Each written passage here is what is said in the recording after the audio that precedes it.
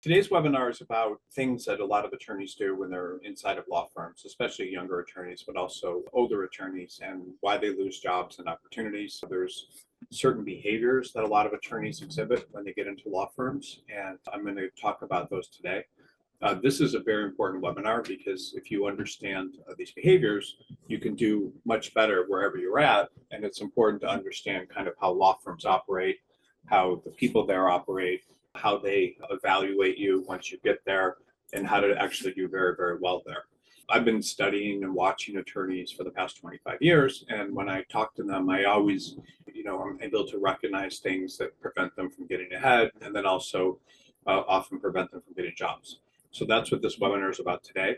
It's a very important webinar because if you just pick up one of these things, you can do extremely well and not make mistakes. There are mistakes that attorneys make in their behaviors and the way they think about their firms that make them have like one lack of success after another. So my goal for you today is like to put you in a position where at the end of this webinar, you're going to understand how to avoid different types of behaviors that are likely to create a lot of problems for you going forward.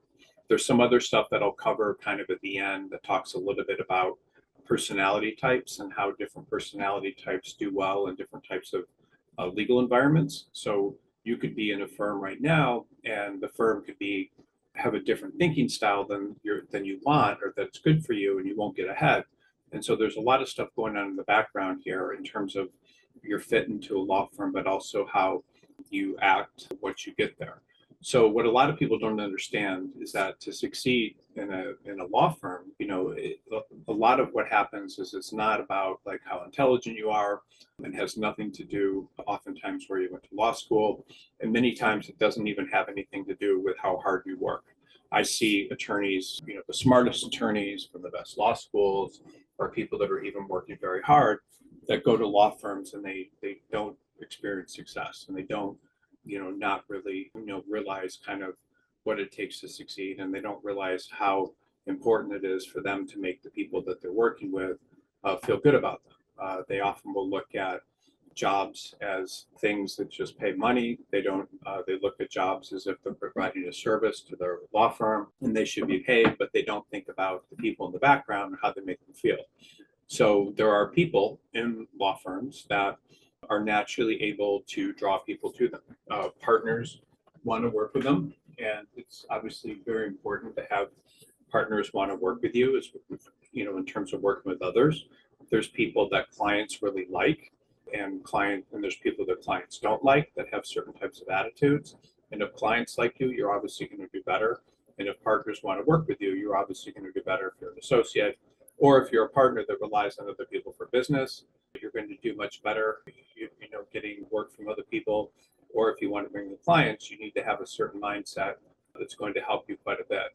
And really, when you get down to it, in all law firms, there's different types of people, and different types of people get along well and do well, and others don't.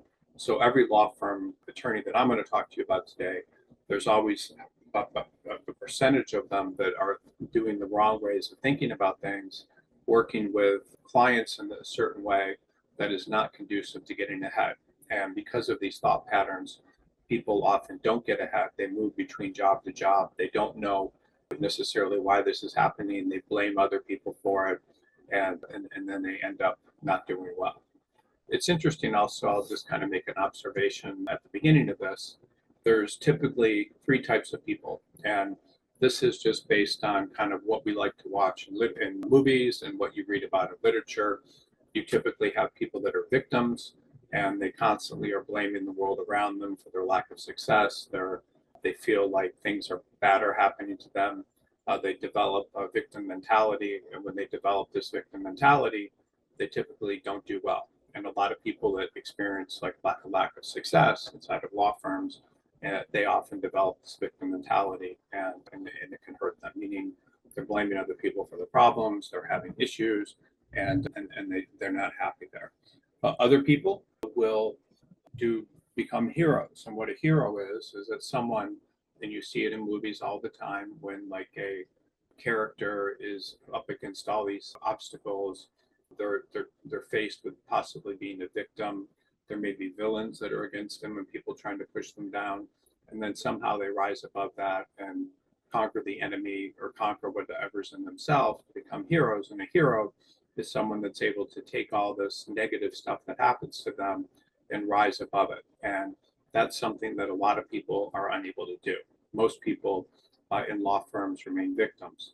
Then you have people that are we would call villains. And a villain is someone that instead of just being a victim, they become against the law firm. They become against billable hours. They become against the type of work that they're doing. They become against partners. They become against other associates, and they're mad. And so they're mad, and they take on that type of identity, and then that identity always hurts them. They push down the people around them. They talk negatively about the firm. They spread rumors. They sometimes they get in lawsuits against firms. They just have this kind of negative personality trait. So when you're in a victim mentality, you can either choose to be a hero and take all this negative stuff that happens to you and rise above it, or you can choose to be a victim and stay a victim and think that the world's against you, that you're not getting clients, that you're working with the wrong people, that bad things are happening to you. Or you can, many times when people get in that position where they feel like they're a victim, they revert to being a villain. And a villain doesn't have to be that in law firms. It's just someone that doesn't support what the law firm does, that is against the partners, doesn't like other associates and things, or doesn't think, is mad for whatever reason. And they get into places and they're kind of villains and negative. And so I'll talk a little bit about that today as well. But you need to think about, like, what are you right now? Are you a victim and just kind of living through that mentality? I can't get jobs. My law school's not good enough. I've been unemployed for too long.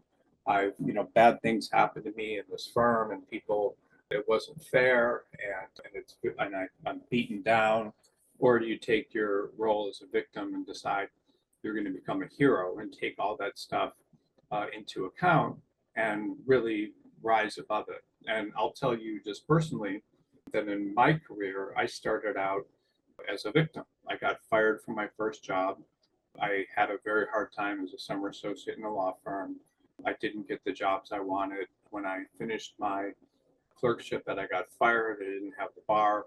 And so I put myself in a position where I was like, if I want to have a career and I want to do well, I need to learn everything I possibly can about all the mistakes I made interviewing, all the mistakes that I made interacting with people, interacting with my judge, all the mistakes I made in how I applied to jobs, all the mistakes I made and rise above that and learn from it, and then become a hero. And within a couple of years, I became a very successful attorney at the top law firms in the world and did very well, but I decided not to be a victim and quit. And so many people quit. They become victims, they give up. And I don't want you to give up. I want you to become a hero. And heroes are amazing. Like, there's so many heroes that I know that have had these awful starts to their careers. They may have failed the bar 3 times. They didn't get a job as a summer associate. They were unemployed for a long period of time. And then they took everything that happened to them and they just tried harder and they got better and better. And they decided to become a hero. I even had that experience during my first semester of law school. I'd always gotten A's, and all of a sudden I got 2 C's and 2 B's and was just devastated. And I was like, if I keep this up, I'm going to have to give up. And so I just studied as hard as I could and put everything I had into it because I decided I was going to rise above all this. And wherever you are in your career, the odds are pretty likely that there's a victim mentality that's going on with you. And if you have this victim mentality, it's going to constantly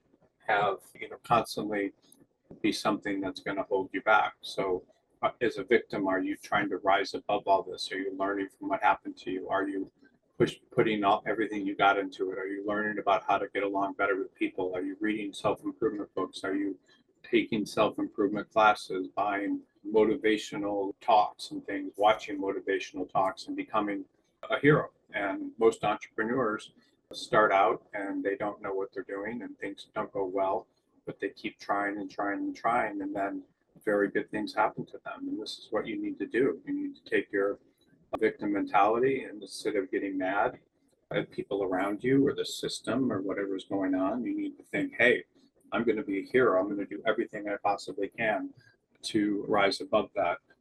I have a personal blog, which is harrisonbarnes.com, and I've written hundreds of articles there that try to take people and make them from victims to learning how to be heroes. And the blog's actually being redone. It's not a very nice format right now, but I would recommend reading that. I would also commend you for watching this sort of stuff, because what I'm going to talk about today and what I talk about in a lot of my webinars is how do you go from this victim mentality to a hero? Like what tools do you need to use? How do you need to think about things? How do you need to stand out in terms of how people see you, in terms of how clients see you? Like what do you need to do to become a hero? And anybody can become a hero, and you can do it at any stage of your career. And when someone's doing well in a law firm, they're able to develop very strong relationships with people, both inside and inside of the law firms. People think highly of them. People are comfortable working with them. People want to give them more work.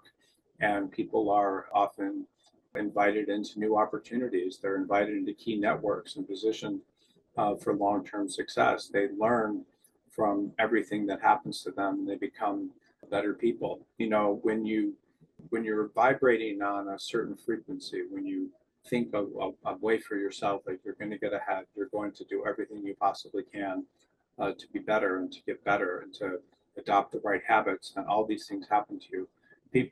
Opportunities are attracted to you. I mean, there's all this stuff about manifestation and things, and taking your mind and concentrating on who you want to be and who you can be, and thinking about things like that, and then thinking about the world in that sort of way.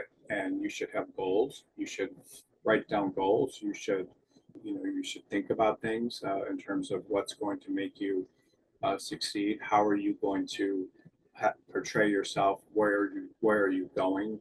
And learn all these things. And there's a good book I'd recommend. It's called Hero on a Mission. It has a online software that's free, and you can write up your goals, and then you can put them down about who you want to be and who you want to become.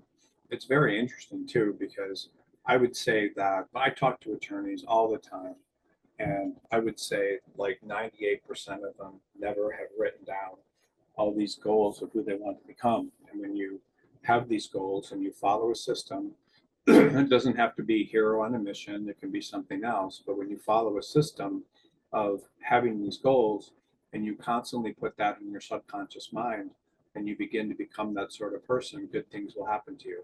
I recommend everybody also read the book Think and Grow Rich. Think and Grow Rich is a way that it can teach you to also improve who you are, to have goals, to attract what you want to have, and it works. I mean, these are books that and things that can have helped millions of people, and you should have them too, because if you're competing against people in a law firm that don't have goals, you're obviously going to do much better than if you have goals, because everything you do is going to be seen through the lens of your goals, and you're going to attract the right opportunities, and things will happen to you that you would never expect would happen to you, because you're able to have goals and things that are going to affect how you approach people and how you approach the world. So, you want to be successful in this career, you need to set goals. You should have 1-year goals, you should have 5-year goals, you should have 10-year goals, and you should really think about the person that you want to become, instead of allowing other people to control what happens to you.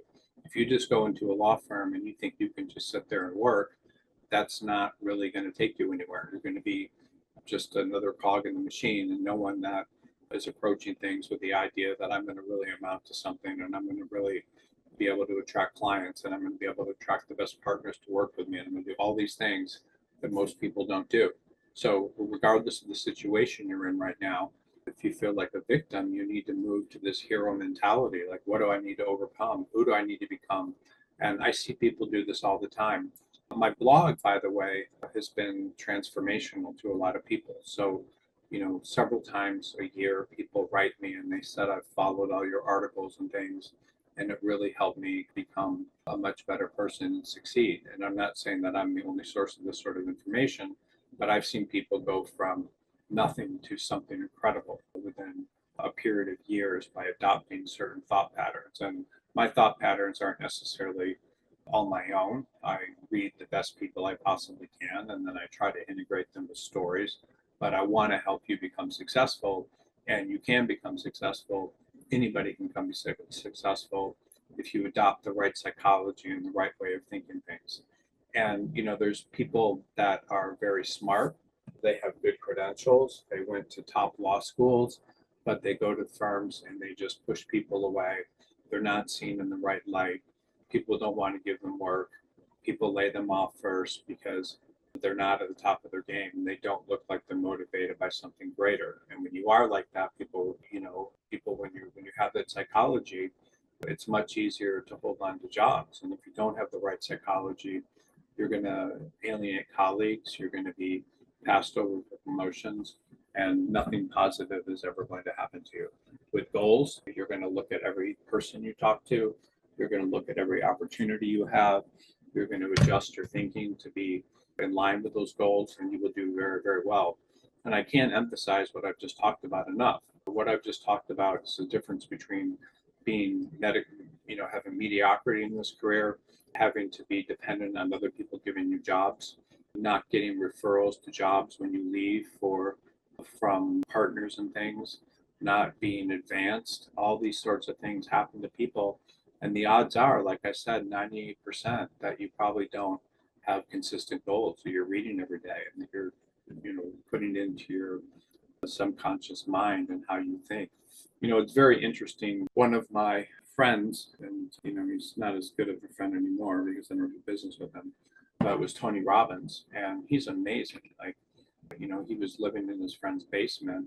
He didn't have any success. He hadn't gone to college. He was overweight. He was getting kind of pushed around by life and not getting jobs and things. And he went and he just took a marker and he marked up these big cardboard things. He was living in his friend's basement on a futon and started writing these up and started putting them on clotheslines and started reading who we wanted to be each day and who he was going to be, and like writing it down, repeating it each day and driving into his subconscious mind.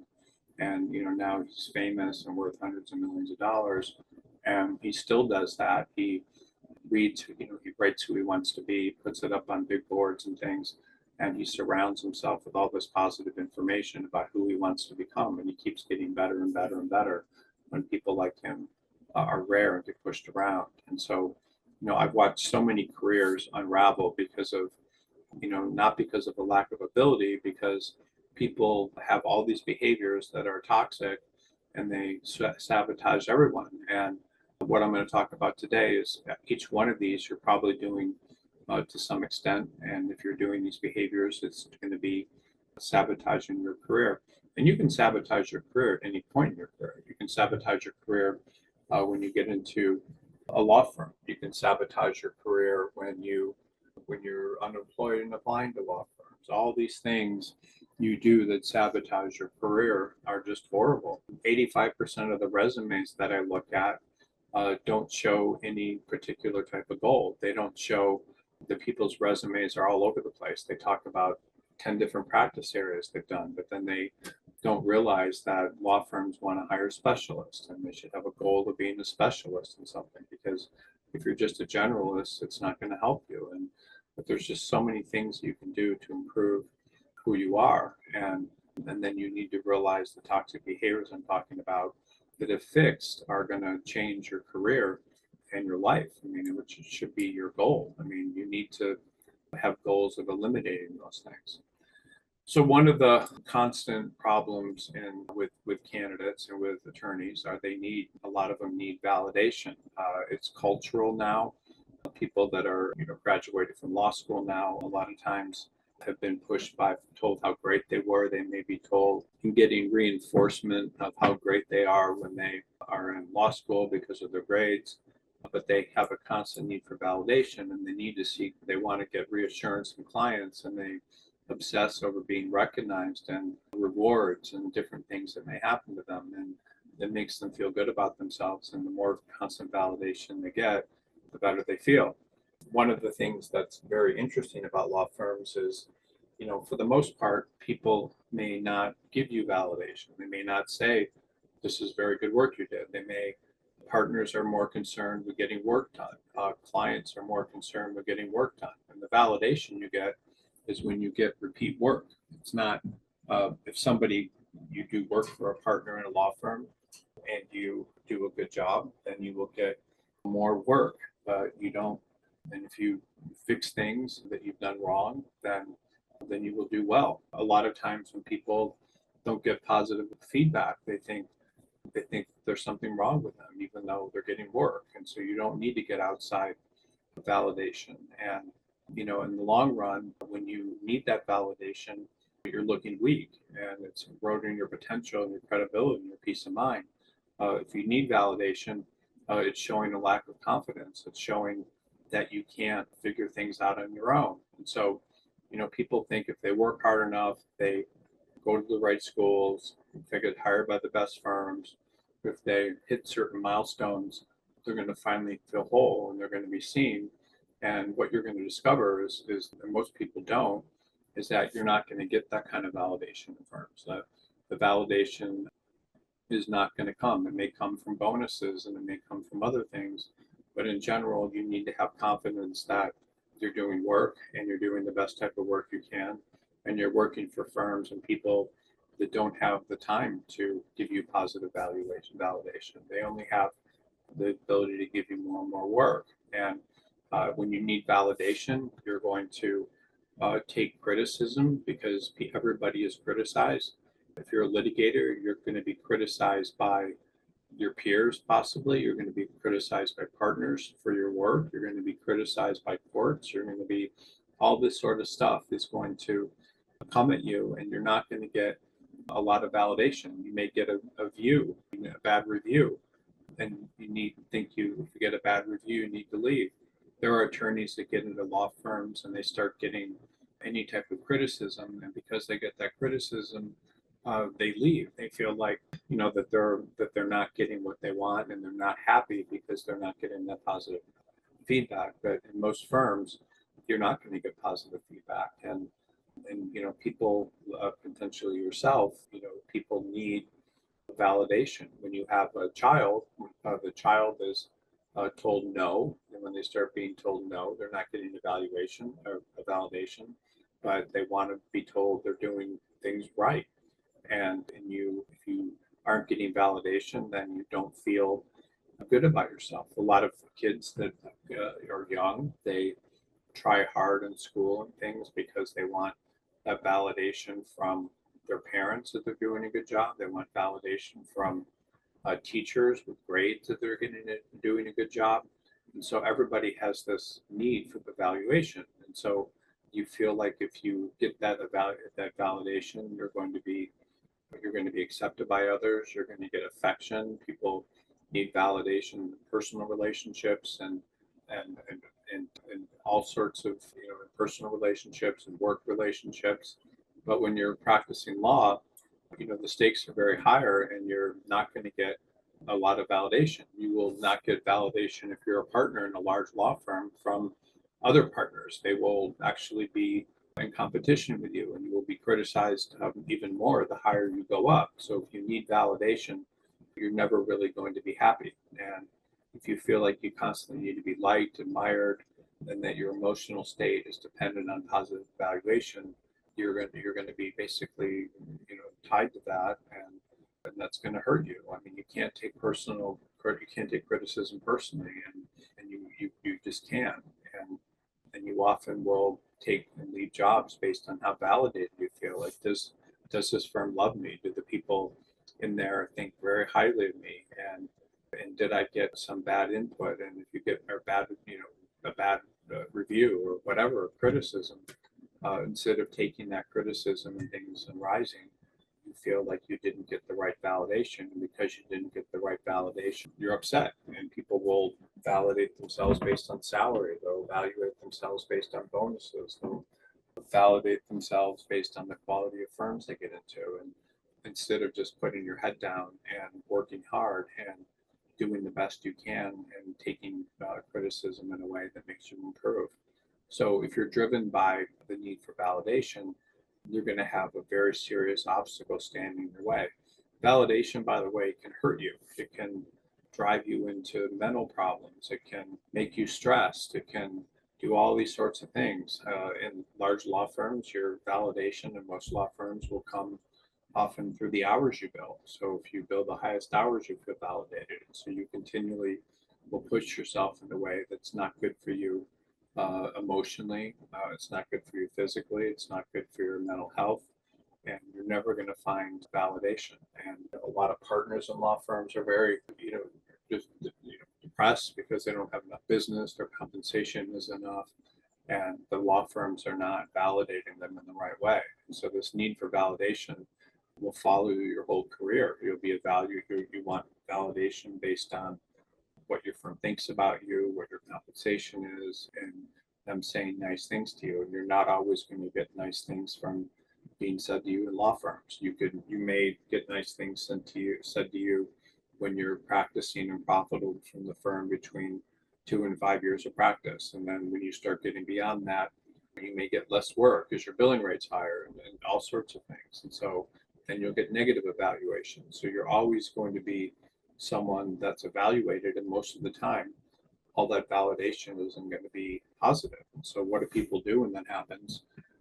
Instead of doing everything that they can to improve, they will take that validation and they will feel badly about themselves. They will move between employers. They will take jobs in places where they're not going to be as aggressively evaluated, like in-house or for the government, and where they don't feel negative validation. And you have to have an internal sense of worth, that you are confident, and it's not dependent on getting other people to say other positive things about you. And so you can only really succeed when you realize that validation isn't something that's necessarily going to come. The validation, by the way, is when you're not fired, when you feel like you have employment security, when you're getting work and you're getting trusted with work. That's validation. So I've always been amazed when I find people that have done really, really well, and they may have gone to law school and graduated like first in their class from whatever type of law school, and they have all these achievements and things that make them exceptional attorneys, and they often don't even tell me all of them. But they're people that never need to brag. They never need to talk to people about what they did. They never need to have other people validate them based on things. People that go to the best law schools, some people without a lot of self-esteem will always bring that up, or they'll bring up 20 years later the big firms that they worked in because they felt like that was validation, and now they're not getting it later in their career. And so the best people succeed typically are very secure with who they are. They have goals and they're meeting those goals, and that's validating them internally. But the best people will never feel the need to tell other people about their accomplishment and their success, because most of the time they're able to validate themselves, and it comes without other people giving them outside evaluation. So there's lots of very good people in the legal field that have very good resumes. They've had good titles. They've had lots of victories and so forth. But what happens to those people is they're able to thrive internally and not with other people telling them they're great and they've done a good job and so forth. So you may be working on things and trying to do things because you want to get validation, but you need to realize that your success needs to come without people, and I think that the best attorneys often don't seek out praise or attention. And I will talk to them and I will look at their resumes and things, and then I will talk to them and I will realize, wow, they were the highest biller in their firm, or wow, they were given work from only the best attorneys in their firms. But they don't even tell me that. Like it's all internalized, and because their validation comes from within. It's interesting. Years ago, I had a childhood friend had low self-esteem, and he used to send me these long emails. I mean, some cases they were like 3 pages, talking about what he had done. Like he got this happened that was positive, this happened that was positive, and he was always talking about himself. And these emails were long. I just skimmed them, and I would just say, great job on that date, or it looks like this is going well. I told you they would really like you and things. And then after years of being friends with this person and just kind of responding to all these emails, and the same thing when I would talk to him, he did something that completely violated my trust. And so I just told him I could no longer be friends with him. And he kind of realized that too. It was just a bad thing he did. And then a couple of weeks later, he wrote me an email that said, I really miss being able to send you an email about my week and have you comment. I don't know why, but I need this. And I realize I can't be friends with you, but can I continue to email you each week? So he was writing all these things down and needing someone to listen to him so he felt valuable because he didn't have internal self-esteem. Internal self-esteem, he didn't have it with his relationships. He didn't have it with other people. And so he was getting outside validation. A lot of people get validation from their parents. Their parents will love them unconditionally, and that will give them validation. So there's nothing wrong with that. But if you feel like you need others to tell you you're doing well instead of that coming from within, that's a problem. So does your self-esteem, is it at such a level where you feel good about yourself and where you don't need others to tell you that you're doing well for you to feel good and to do your job? Because if everything you do is based on trying to get other people to say positive things about you or to reflect back to you that you're doing well, that's a problem. And so this emails from my friend were because he needed validation, and his self-esteem was based on having someone say he was doing well or things were going well. And then he did things mainly in his life to get approval. He based how he felt about himself and how he was perceived by others.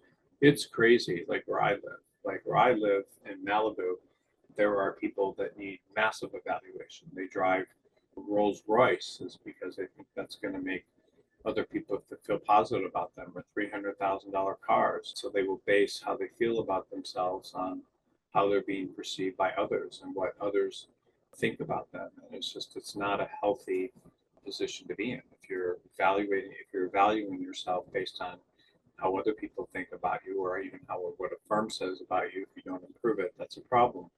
And I meet attorneys all the time that are constantly chasing accolades or information. And it's not because they're driven by the work or they have goals. It's because their self-worth depends on others saying positive things about them. And so they go into environments that may not be as competitive where they get that, or when they don't get that, they feel like they need to do something else. So if you're constantly seeking evaluation, you're never really going to fully get it. You're going to every attorney faces a lot of criticism, and you need to go into positions where you're where you're based on how you're not based on how you're going to receive. It's just not fulfilling. So it needs to come from within, and you're never going to get the type of validation from other people that you really want. And your life is about the process and not every step leading to achievement. When you interview with firms, you're not always going to get jobs, and getting the job is validation. When you apply to firms, you're not always going to get interviews, and that's not validation. What happens when I work with attorneys a lot of times is in order to get a position, you often need to apply to a lot of places. It could be over 100. So I have candidates that are buy into our placement systems, and our placement systems mean we're going to try to get them in front of as many firms as possible. And then if they get rejected by those firms, they're very upset. Even though law firms hire based on business decisions, if they can make money from you, it doesn't necessarily mean that your ego is involved. But so many people, when they're applying to jobs, it's very sad. So if you come to BCG, I will look at your resume and I will put in maybe 10, maybe 20 jobs that you should apply to. And instead of applying to all those jobs, they may pick and choose one or two jobs. And if they don't get those, they'll feel like their search is over, even though if they were to approve, say, applying to 100 or 200 firms, they would find firms that like them. And even though they're not getting rejected by most of them, or the firms just aren't interested, they will stop stop their search because they feel like this rejection is just a complete, they don't feel validated. They feel like they've lost something, when the only way to get a job is to apply to as many places as possible and to find a firm that's going to give you the culture and things that you want. So if you're basing your applications based on feeling like you don't want to get rejected, then you're limiting yourself and you're limiting your career. So you do not need a validation when you're applying to jobs. People think, oh, I've applied to 50 jobs and I haven't gotten an interview. Well, fine. So then apply to 100 and see what happens, or 200 and see what happens. But most people don't do that because they feel like if they get rejected, it says something bad about their ego. So, if you have validation issues, meaning your success and your how you think about yourself is holding you back, then you need to probably talk to a therapist. And I'm not saying that there's something wrong with you, but you need to work through, why do I need this validation? Was it because my parents would only be nice to me when I got good grades, or was it because I needed to be seen, or whatever? I think social media is absolutely insane. Like, people on social media, my kids do, they make these posts and they want to get a lot of likes. And if they don't get a lot of likes, they think that they're not being validated and they get upset. Or if their best friend doesn't give them a like, they get upset. Or people that they want to give them a like doesn't, they get upset. Or if someone that's well known gives them a like, they get very happy for days. If some star or someone who's famous gives them a like, or if people that they want to be friends with give them a like, they base their self-esteem on that. So a lot of people on social media, and you may be one of them, base their worth on getting validation. And it's sad because they will post everything they possibly can about their life. They'll try to make videos and posts that they think people are going to like. And so they want to get that validation. And it's just kind of a never ending process where you get this kind of oxycontin or oxytocin rush when someone says, gives you a like, or responds positively to something you say, instead of realizing that maybe they just didn't respond and it doesn't matter. Why do you care if people like what you post? Why does your self-identity come from that? And it's very, very common. I think probably 50% of the population is now on social media hoping to get likes and lots of views and everything, but it doesn't say you don't need that to be happy. And you need to build a foundation of self-belief. You think, I'm a good attorney, like, I'm doing my best. It doesn't matter what people say about me. I'm getting better and better and better. And so you don't take negative feedback as something that defines you. You may not get into firms, or you may have problems in there for a variety of reasons that really aren't related to you. Even you may not get validation. There's a interesting thing I just want to share real quickly with you. And if I can move this page over, let me just see what I can do here. Second, that I find very interesting in the practice of law. So you can go into different firms and not get validation. There's different types of firms, actually, in terms of the way that people think about issues and the way you're seen and the way you're approved. And I'm always interested, like, I'm single and I go out on dates and to try to meet people. And I will meet people that are like corporate attorneys and have absolutely a horrible date because they don't think about the world the way I do. And there are firms that also have differences in terms of the way the overall culture of the firm. And there's different styles. You could be in a firm where you're just not going to connect with people. So you have people that are left brain and right brain.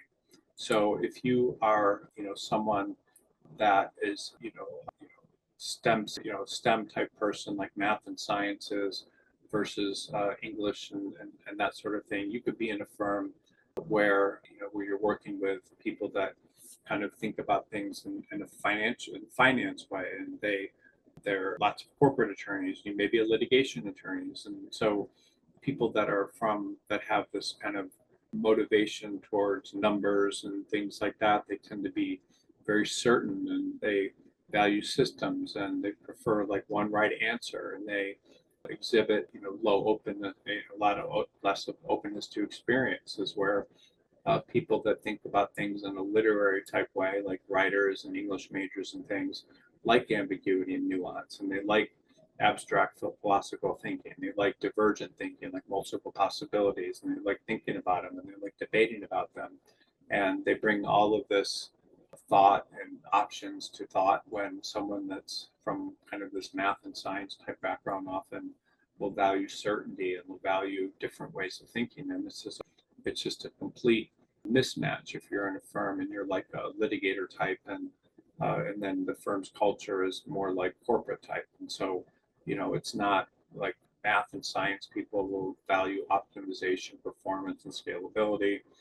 Humanities people will like moral ambiguity. And so, what happens is there's just these different types. And so, your MBA types are going to be logical, structured, and goal oriented, and your English and history types are going to be more focused on, seeing, things that are not necessarily well defined. There's books on it. There's just different ways of people thinking about things. So I've noticed that people get into law firms sometimes, and corporate attorneys, real estate attorneys, and people along those lines will think in a certain way, and they won't value abstract thought. And if you are like that, they won't connect with you. And so you could be in an environment where it's mainly these sorts of people that are, based on us, optimization and very clear and direct thinking, and you may not be happy with those persons, and that's just a complete mismatch. So you could be in firms where the culture is just a very MBA type thinking, and may have a lot of corporate attorneys, and you may be a litigation attorneys, and those two sides clash. And so you may be someplace where there's just a personality mismatch in terms of the way the firm thinks about things, and you may not do well because of that. You should probably be in a firm, if you're a litigator, where most of the people think in that humanities type way. And if you're a corporate attorney and you're working in a corporate attorney type trades and you're working in the wrong practice area, you probably shouldn't be in litigation. You're not going to do well. Or you're working in a firm that has all mainly litigators and you're doing that type of work, there's not going to be a connection. You're just, these two types of people don't get along. So if you're someone that's more of a corporate type and you think about what are your relationships like with people that are more litigation type and philosophical and stuff, you're going to think that those people, you just aren't going to like them. It's just, they're just different types of people. So this is just one example of being in a different type of environment where you may not be connecting with people and you may not even know why. You should probably be in a different type of environment. So you don't need validation from others. You're not going to get it most of the time. The only way you are really getting validation is when you're continuing to get work from the right people. And so you're often have to build an internal foundation of who you are and not believe that you're going to need this sort of valuation. And all this stuff it's just very important. And I'll just give you a couple ways to think about things. You encounter people throughout your life who will make you feel like you're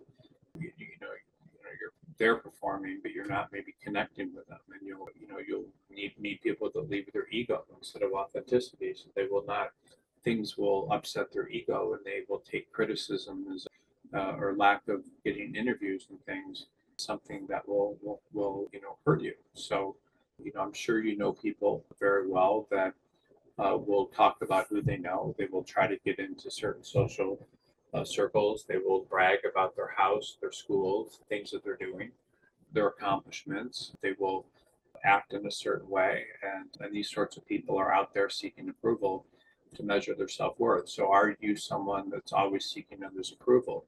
And if you're seeking other people's approval, that means that you aren't centered in who you are, and you don't need to get others' approval to have value. It should be internal, and so you have to think about that. Do you need to have people say positive things about you all the time, or do you not? And all this stuff can hurt you a great deal. And most people deep down need to be loved. They need to feel loved by partners, the people that they're in relationships with, and they want to feel valued by their employer and so forth. And so you do need that, but you have to think about what is this sort of thought process? Is it driving people apart, and is it making you not feel good?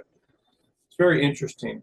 This is just another aside. Is when I prepare people for interviews, one of the things that I have this very kind of well-defined interview process that I've gone through for over 25 years is when someone's interviewing with a law firm, one of the most important things that they can do is they can make other people like them. And so you go into interviews and people like you. And how do you get people to like you? You figure out like reasons that you would like that person, and you think deep down like how does this person identify with how do I identify with this person, like what is it about them that I like, and so you go into talking to people and acting that way. My father spent his career in the CIA, and he one of his first things is he was supposed to make friends with they put him in this Swiss university to take classes and to try to make friends with someone that was also in the school. And he went in to meet his handler, and then he would go into like a doctor's office and pretend like he was seeing a doctor in case people were following him, and then someone would show up in his room where he was and talk to him. And one of the first things he said to his handlers, he was talking about this person, and the person was a loser. He didn't like them, and the handler said this was the most important lesson that he ever got was if you meet someone or you think something negative about that person, then that person is going to pick it up. They're going to pick it up in your body language. They're going to pick it up in they're going to pick up in all these different ways, and then you're just going to be a really bad spy. So you need to look at everybody you're talking to in a positive way, and make them, and if they see that, they're going to do well. So just do not worry about how others see you. Your strength is going to come if it's internal, and you have confidence, and they're going to see you for who you are. So many attorneys spend their careers trying to get into top law firms, and they think if they're not in top law firms, there's something wrong with them, and they feel like a failure, and they spend their entire careers hoping that they can get into these top firms because they think that that's a validation of who they are. You just don't need that. You can be successful in any firm, but you don't need to get all this outside validation. So here's another one that's big, and this is something that a lot of people do. They think negative thoughts. They think about what's wrong with their firm.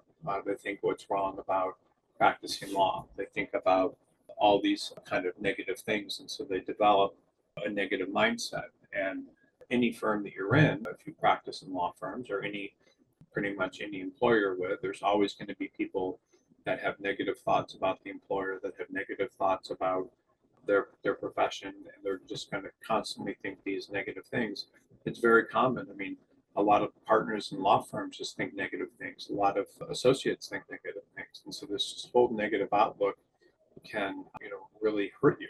You think about bad reviews. You think about how people reacted to you. You think about if people said hello to you in the hall. You think about why your firm's not good, and this negativity is not fun to be around. If you're around people that are negative about their careers and their life and all these things, then you're not going to want to be around them. They're going to drag you down. Think about how when you meet certain people, there are people that will completely put you at ease. They will be thinking nice things. They will talk to you. They will ask questions. And I've been in the room with 3 US presidents, and I'm just amazed at how their positivity often and the way they think or their strength just disarms you, and you feel connected to them. And there's just something that they leave people with, and it just creates a very positive atmosphere. And you can even pick it up just when they're in the room. It's very interesting. And, so they don't typically, I mean, they may take sides in politics and stuff, but they're able to create a way of thinking around people that's very positive. So think about people that that are negative. I remember when I was in law firms, there were always people that were negative and thought badly about the law firms, and they would talk to each other. And if people felt good about the law firm or felt good about their job, they would tell them that they were wrong. And you're around people that are negative, it can hurt you. I was at a party not too long ago for someone celebrating their wedding anniversary, and I was standing next to this man, and he was talking about how cheap the wine was, and he was insulted, and it was very, very interesting. And then the husband having the party walked over and spoke to him, and when the man walked away, he said, he looks terrible. He looks like he's about to die. He shouldn't be having this partner. And the husband looked fine to me. And then I was ready to walk away. And then another man walked up and started chatting about his new career in the financial service industry. And we had a nice talk. And then when he walked away, the man said he looks like he got his suit from the Salvation Army. So this is an example of someone just with completely negative opinions about everything around them.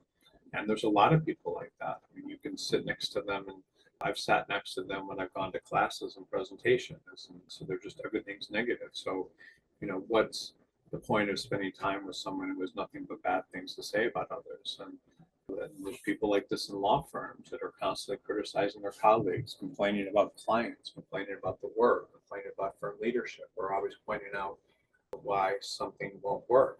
And these people are liabilities. And one of the things to understand is in all law firms, well-run law firms are constantly on the lookout for these sorts of people. And they know who they are. And those people that are negative, they won't give them work. They will try to drive them out, and they try to keep people within the firms that are positive and that are thinking positive thoughts. They typically will hire the most popular hires are attorneys between like 1 and 5 or 6 years because they believe many times that negativity hasn't affected them yet. And then when attorneys get more senior, they start getting negative and they start being negative and thinking negative thoughts. In the dating arena, it's interesting. Like there's a lot of men that will avoid older women that have been through divorces and things because they believe that they're going to be negative and that negative stuff will carry over. And law firms will avoid often senior attorneys because those senior attorneys may be negative on the practice of law if they haven't made partner. There's just things about them, and so people want to surround themselves with people that are positive, that are motivated, that think positive thoughts and are trying to get ahead. And you don't want people, law firms do not want people in their law firms that are negative. And so people like that, are cut. And so if you're someone that's negative in a law firm, you may say, oh, I did, really good work. Like I turned in my work on time, I billed enough hours. But law firms know who's negative and they know who's positive.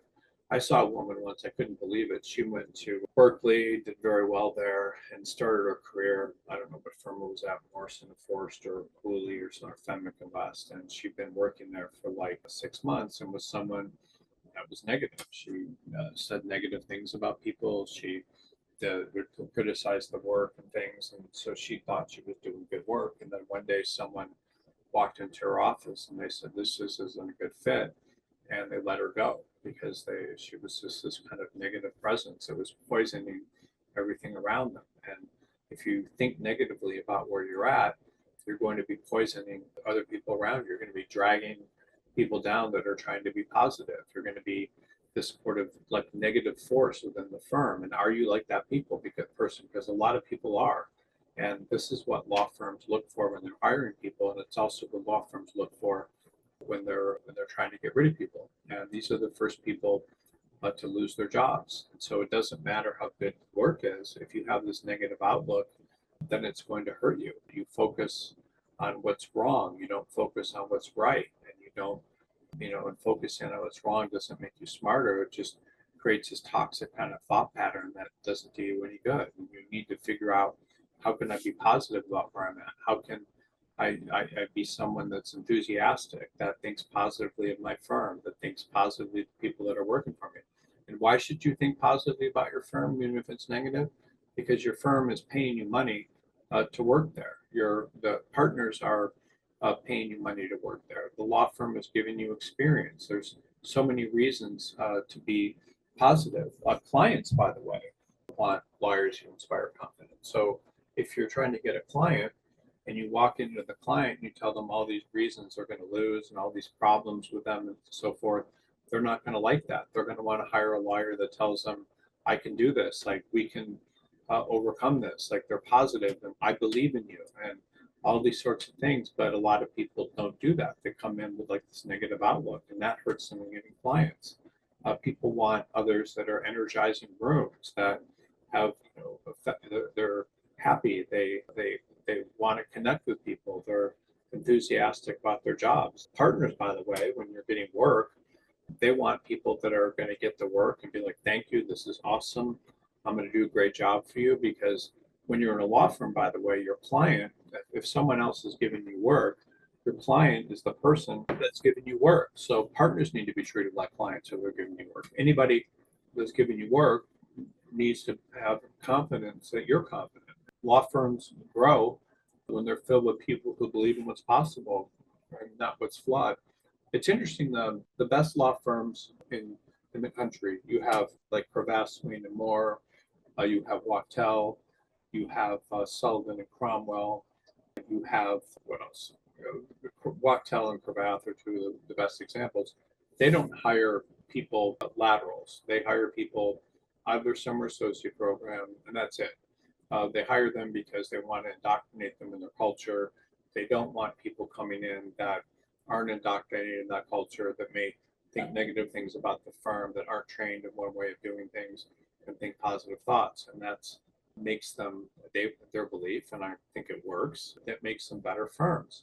Law firms often will hire lateral partners and things from other firms, and they will often open branch offices and things. And those people that leave their firms and do those sorts of things are often negative. And so a lot of branch offices fail because negative attorneys are there, or they bring in a lot of lateral attorneys, and those attorneys don't connect with other attorneys in the firm. And so there's kind of this negativity in firms. And there's a lot of firms, by the way, that have negative cultures, and they have cultures where the partners are negative, where the associates are negative, and those firms don't do well, and they close or they have problems. And law firms only grow when they're surrounded by people that are positive. And think about negative people that you spend your time with. You walk away from them and you feel like drained. You don't feel good about yourself. And so you need to be someone that's positive and lifts people up around you and doesn't participate in negativity, doesn't go out to lunches with people where they're complaining. You avoid those people. You avoid them because their thought patterns are going to rub off on you, and they're going to change your outlook. You need to look at your employer through a filter of positivity. They're giving me work. They're paying me. They're teaching me things, instead of negativity where, oh, I don't like the fact that they're representing large corporations, or I don't like, all these different things about the firm, or I don't like the partners, or I don't like the type of work I'm doing, and that drags everyone down. Here's a big one. I talked about it earlier in the presentation, but acting like a victim. What does acting like a victim means? It means that you feel like all these bad things are happening to you. You don't like it. You're the victim. People have laid you off, fired you. You haven't gotten the right jobs. You didn't do well enough in law school. You're in a market where you're not getting the work you want. People don't like you enough. And so a lot of people become victims. They think, oh, all these bad things have happened. I'm a victim. And it happens over and over again. You may have immense talent, but you never think, you're too focused on blaming others and feeling like bad things have happened to you that are out of your control. And the fact of the matter is that bad things happen to everybody. If you watch any movie, action movie, whatever it is, what happens is people are always victims, and there's some sort of victimology that happens, and then they, because they look at themselves as victims, they fail. I mean, they're victims, and so instead of becoming and overcoming what happens as a victim, they stay victims. And so every movie that we love, it could be a love story where someone gets rejected or has all these problems. It could be an action movie, but people are pushed in these situations where they have the choice to be either a victim or a hero and overcome all this stuff. And so we like stories where people are victims and then overcome what happens. You could have all these things happen to you. You could fail the bar 4 times. You could get fired from your first 3 jobs. And then you think you're a victim and you're beaten, and that's not good. I know people that will have a victim mentality throughout their entire lives. They'll talk about how awful their father was to them 20 years ago. They'll talk about how they lost a job and it just completely defeated them, even though it happened 20 years ago. And all these things happened, and they'll blame the circumstances of their life on others. And a significant portion of the population does. They are of this mentality where they're a victim, where people are doing bad things to them. You can see it when people go on strike. They think they're a victim of something, or there's just a lot of people in the population want to look at themselves as victims. I knew a guy that was a cocaine addict in the 1980s, and then in 1990, he quit, and back in now in 2025, he was blaming this drug addiction and all these problems that he was currently having, even though we're talking about 35 years ago. In the legal profession, this mindset happens all the time. So, people put their responsibility for their life and their set and their success something outside of themselves. They made a mistake, they're a victim, and that's it. I have a tenant right now, one of my properties. He's a famous producer, or he was, and he was on a set and did something. He asked out someone on the set and then got in this text exchange with her and got fired from this. And then the everybody knew about it. There were all these news stories. So he lost all his clients and everything that he built up after over the past quarter century. And now he's lost everything. And instead of taking that negativity and making himself succeed and rebuild his career, he's like acting like a victim. He's taking the savings and moving to Thailand so he can live on $5,000 a month, and he's giving up in his career. He thinks he's done. And instead of taking this victim mentality and turning it into something where he's overcoming it, he's giving up. And I see that all the time. People give up because bad things happen to them. And I'll tell you what your odds are when bad things happen to you. So I was working with a very well-known crisis person years ago because I'd written something that had pissed off some law firms, some article, and there were news stories about it and things. And then, I was in a situation where I was very depressed about it, felt badly about it. And he came to me and he was like, when bad things happen to people or they make mistakes, people have kind of two options. One, they get very depressed and they just kind of roll up into a ball and they think that they're done. Or they use whatever happened to them as like rocket fuel. So they use it as rocket fuel. They're like, okay, this bad thing happened. Now I need to work harder and need to fix all this stuff. So are you using bad things that happen to you like rocket fuel to motivate you? Or are you using bad things that happen to you to be a victim and to feel sorry for yourself? And so I don't know what your situation is. You may have lost a job. You may have been laid off. You may have not got jobs you wanted. You may have gotten a bad review. You may have gotten fired. You may have made some sort of mistake. You may have been in the news and everything about it, and so you stay a victim.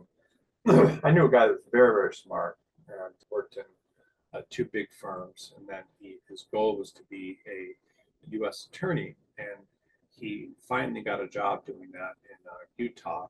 And during his first couple of weeks there's a very low alcohol rate in your system to be able to get convicted of drunk driving. It's probably like half of what it is in California or something. So he went out after work in his first couple of weeks there. He had maybe 3 beers or something when he was there, and he was driving home, and he got pulled over and arrested for drunk driving. And because he was a U.S. attorney, there were all these news stories about him in Utah. And so at the age of 35, all these things happened to him, and he became very upset. He started drinking more. He took time off, and eventually he's been spending like the past 20 years working as a contract attorney instead of like picking himself up from that and fixing it and trying to do the best that he could. And you may be a victim right now and think, I have to be a contract attorney. This is the only way I can make a living. And that's not what you should be doing. You should be trying to work, and you should be picking yourself up and trying to get jobs in law firms. If you are at the bottom and all these bad things happen to you, you can start at the bottom. Instead of being a victim, you can become a hero, and you are in control of what happens to you. You don't put yourself in a position where you have no control and where you allow others to make you a victim. And you don't base your life on having this victim mentality. You just you do the best you can, and you have power. And no law firm wants to promote or retain someone that talks about how they've been wrong, that has complaints. People like in the legal profession often will file lawsuits against their former employer. I mean, maybe something bad happened. Maybe someone made a negative remark to them about their race or about their sex or about their appearance, or made some sort of pass on them, and then they filed these lawsuits saying that they're a victim, and all these bad things happen. And people that do that, it follows them. The lawsuits are found, and then people won't hire them in the past because they did this. And I'm not saying that you shouldn't stick up for yourself, but anytime you signal to places that you're a victim, that's not good. And you have to have ownership and responsibility, and you can't accept, where you are. You need to take the next step. And if you don't, you'll be passed over from someone who can. So stopping being a victim, using the things that have happened to you that are bad as rocket fuel and things to empower you to do better. And every attorney, by the way, at some point in their career, I'll just be completely honest with you, gets fired or loses a job. It happens all the time. And if you think you're going to go through the legal profession and not get fired, you may. It's possible, but most people will get fired. Sometimes for things that they did wrong, or sometimes for things that they couldn't control. I worked with a couple of years, 2 or 3 years ago. I was working with this partner, and he'd gotten in trouble for dating a paralegal 5 years previously, and then it's not a good thing. You're not supposed to date people that are below you. You potentially can have power over, even though he didn't. You're not supposed to do that in a law firm. He had a big book of business, like $15 million. And this came out, and the law firm fired him. They were just like, we don't like this. So I started working with him, and he said, oh, you shouldn't represent me because of all these things. And this guy just ended up completely giving away his business, dropping out of working in law firms, and took some job in some sort of company as in-house counsel, even though he'd been making $4 or $5 million a year. Felt that he just had to be a victim, didn't pick himself up, and didn't get a new job, and just gave up and stayed at home until he got this in-house job. It's very sad. I mean, he's a victim. Like, even though the highest runs of the legal profession, he could have done very well, and he didn't, because he wanted to stay a victim, and so he gave up. And I saw another partner go to work, and he had a rip. It was casual day. He had a rip in his jeans that was close to his crotch, and the law firm fired him for that. And he gave up practicing law too. He just wanted to be a victim. So I see victims all around me, like every day, like people that just are taking all these things that happen to them and adopting this victim mentality and stopping their careers and their lives. So just think about it. You can never be a victim. You have to move forward. And people want to be around people that pick themselves up, that try hard, that don't give up, and stop being a victim.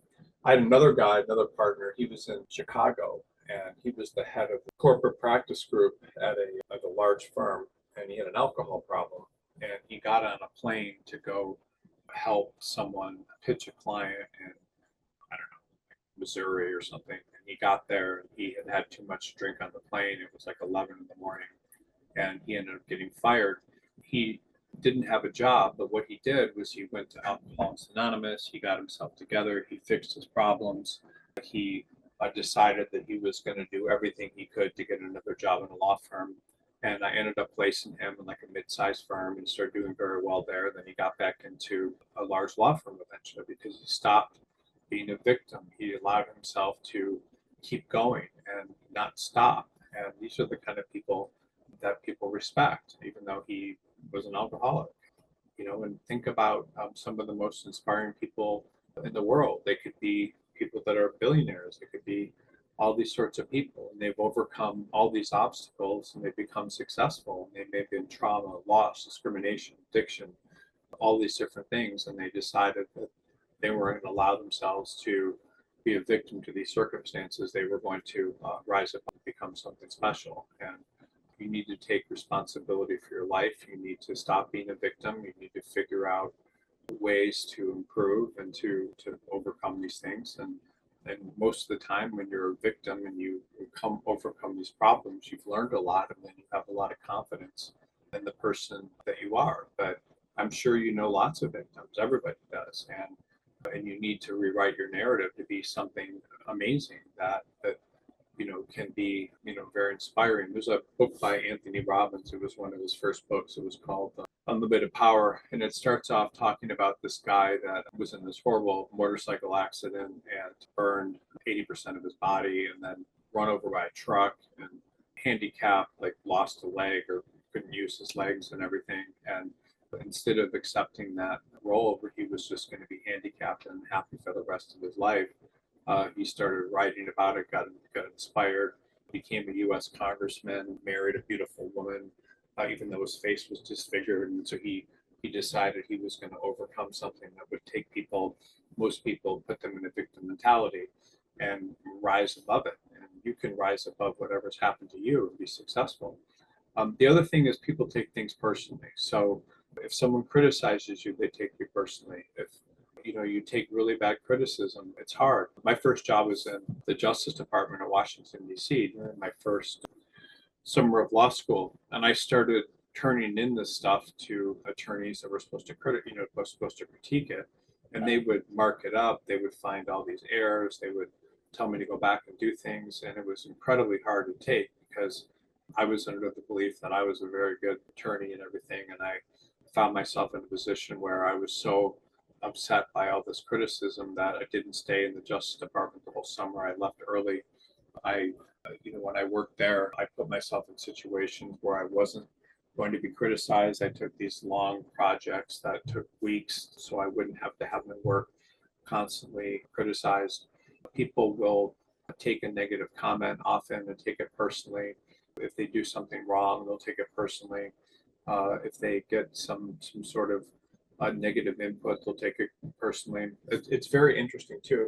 There's a lot of attorneys that will go to a firm for like 5 months, and they'll start out there very enthusiastic, and then their work will start being criticized, and they'll just take it extremely personally, and they'll want to move to a new firm. And taking things personally can destroy your career. You have to not get involved in making your ego dependent on any form of criticism. And because if you do, you're never going to be happy, because negative things are going to happen. People are going to say negative things to you. You're going to get fired. You're going to have bad things happen, and and you can't really worry about it. Different people will have different ways of evaluating.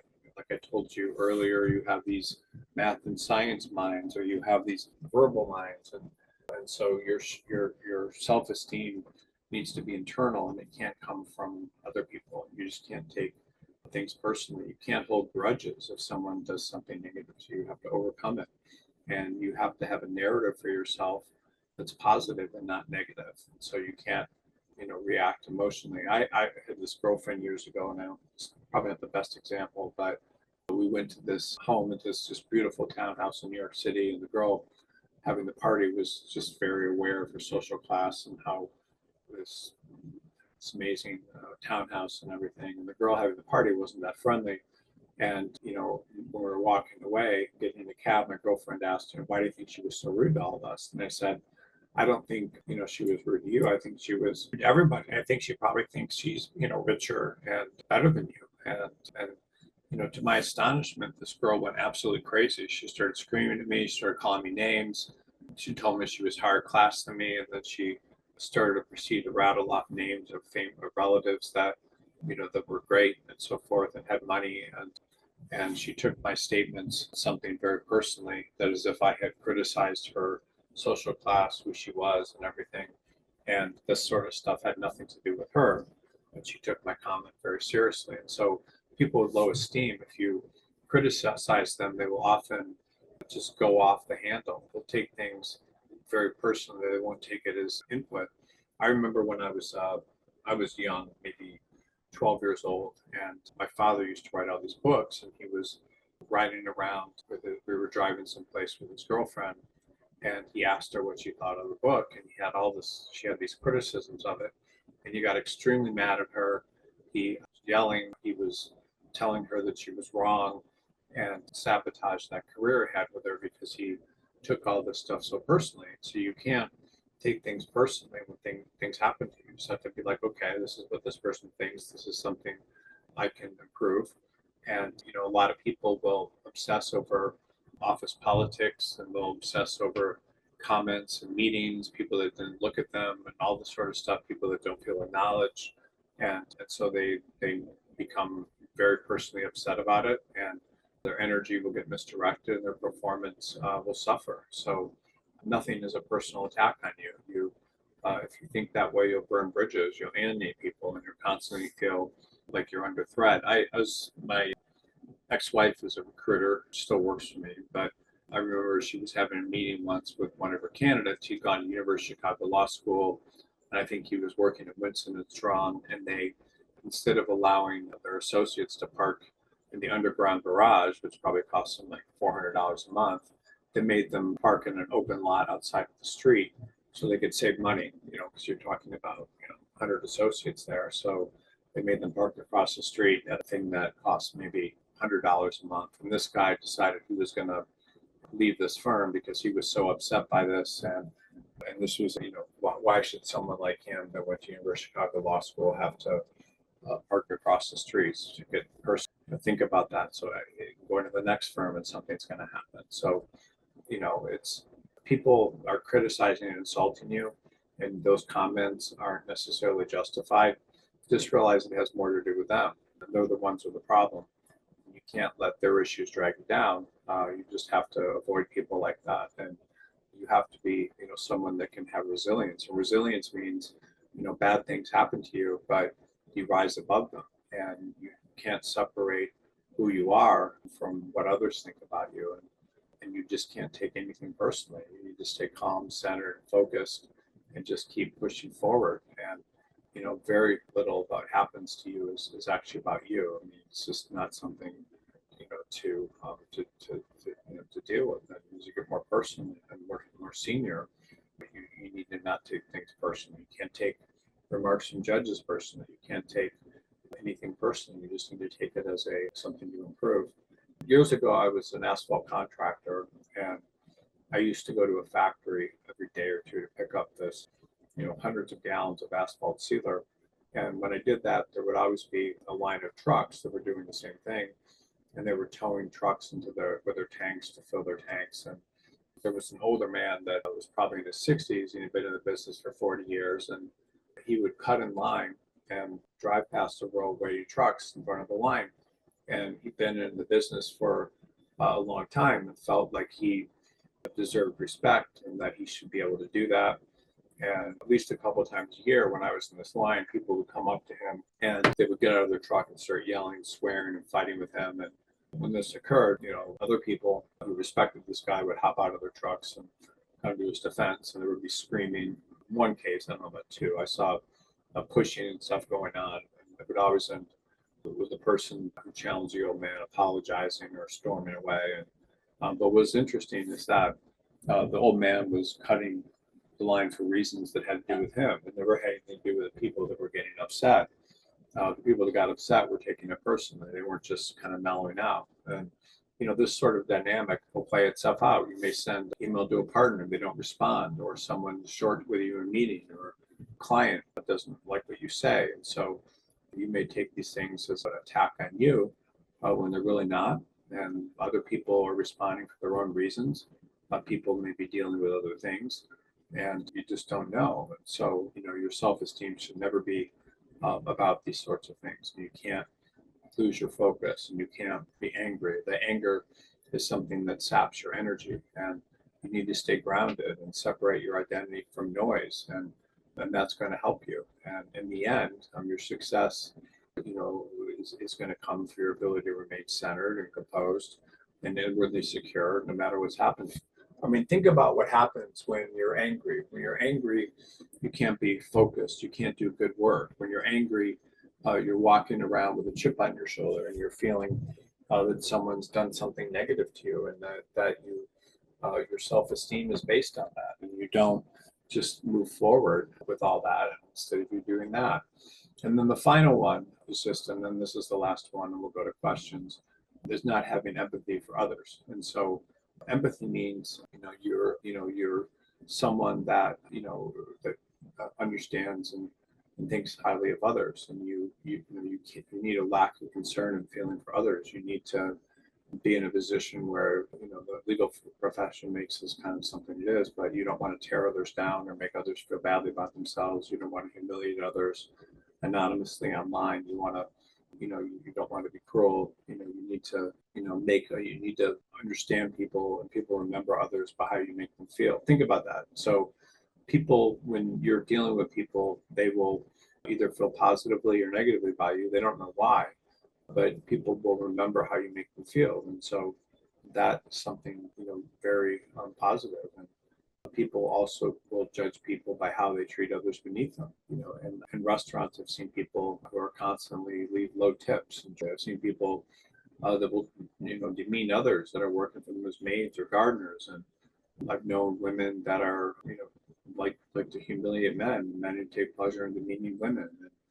But as an attorney, you have to realize that people don't always think this, but how you treat the people that are working for you, paralegals and junior associates and receptionists and so forth, has a huge impact on your success. Like being able to get along with the people that are helping you and so forth, really, and put yourself in their shoes and so forth makes a huge difference because people are forming opinions about you based on how you treat them.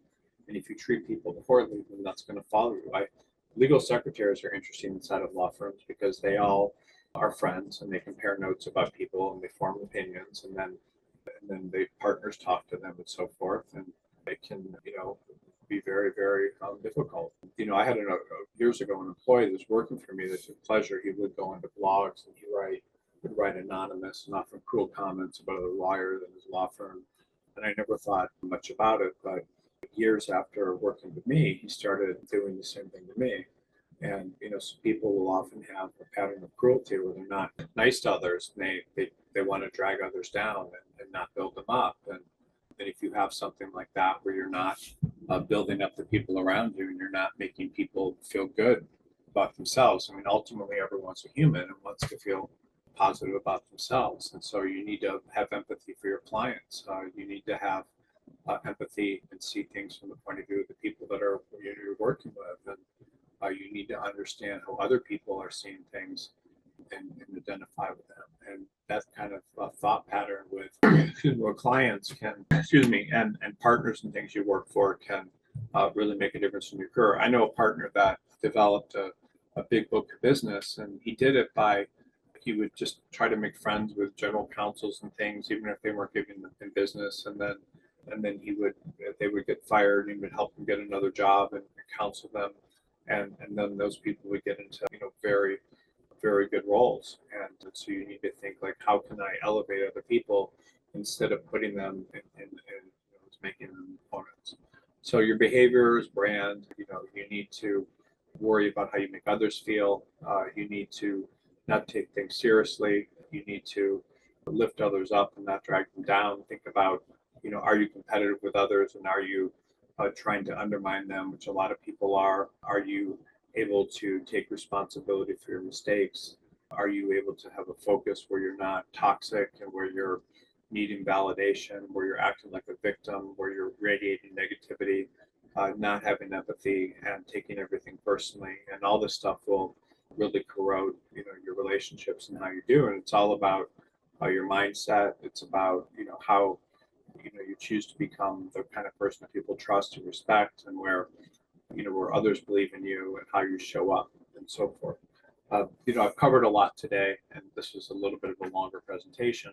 But what I would try to accomplish here is I just try to accomplish for you understanding the mindset that you need to really be successful, to avoid acting like a victim, to not take things personally, to not allow your ego to get involved, to have resilience and push forward, to be someone that's light and not someone that's on the side of negativity, because if you are, you'll get pushed out. And it's very easy to get negative in law firms, but you have to be someone that takes everything positively, believes in yourself, and continues going forward. And if you do that, you'll be respected. And I just can't tell you how many people are negative. I would say more than 50% of people are negative about working in law firms.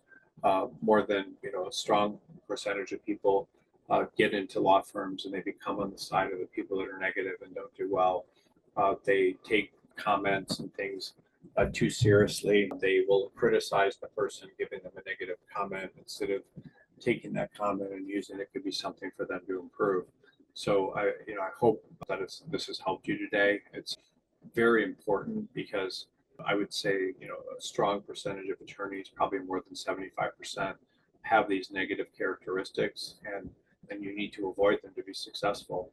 One of the most interesting things that ever happened to me was I went from Charlottesville, Virginia. I drove to Washington, D.C. during this major snowstorm, and I got into this law firm, Dickinson Wright, for an interview, and everyone stayed home because of the snowstorm. And so I was interviewing with this attorney. The only guy was there to say he would interview me.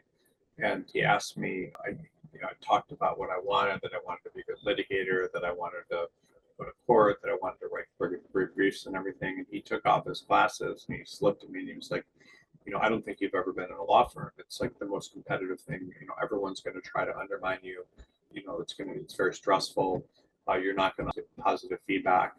And then I said something to him. I said, when I'm working, like, the most important thing to me is just my job, and I don't like to pay attention to all this stuff that's going around me. I just concentrate on the work. And he was like amazed. He's like, I'd never heard that kind of response. And he took me out to lunch, and he was so impressed and asked me all these personal questions about myself. And I talked to him about his wife quitting smoking and how he was trying to lose weight and all these positive things, and told him that good. And but he stayed in touch with me. Like, he wrote me notes. He referred me to the Detroit office of the firm where they have more opportunities. It was very, very nice. But he took that idea of just putting your head down and not getting distracted by all the drama and stuff very well. So I'll take a quick break just for like a minute or two. I think that the most important part of any of these presentations is the ability, and if you are able to ask questions, I think it's very good. Just, it's a little bit, this particular presentation, talked about a lot, but I think questions, if you ask them, the questions can be about anything related to your job search, anything related to your career, any setbacks you've had, any questions you have about how to find a job or how to overcome different things. And so I think questions are always the most important part, because I love hearing what people ask, and I think it helps a lot of people. So any question you have, even if you think it's not a good question, probably really is a good question, because other people are going through the same things. And so I encourage everyone to ask a lot of questions, and all the questions are anonymous. If you're logged into Zoom, I won't show your name or anything, but it's a really important part of the presentation. So, and it's kind of like, the most important part. So if you watch this whole presentation, but the questions are really where I think you do a lot of learning, because I can teach you about yourself and what you're doing right and what you're doing wrong. So let's take a 1 or 2 minute break, and then when I come back, we'll do questions. And I would encourage everyone to stick around for the questions, because I think there's just so much learning that happens there that you might not just get in the presentation. So back in 1 minute, and then when I come back, we'll do questions. All right, so we're going to questions. Yeah, and I'm glad to see that almost everyone is sticking around for these questions. That's great questions. And again, I encourage everyone, because it is important to try to, ask as many questions as possible. Let me see here. I will stick around as long as people have questions. All right, questions. Let me go to questions here. It looks like there's a lot of good questions, so this is great.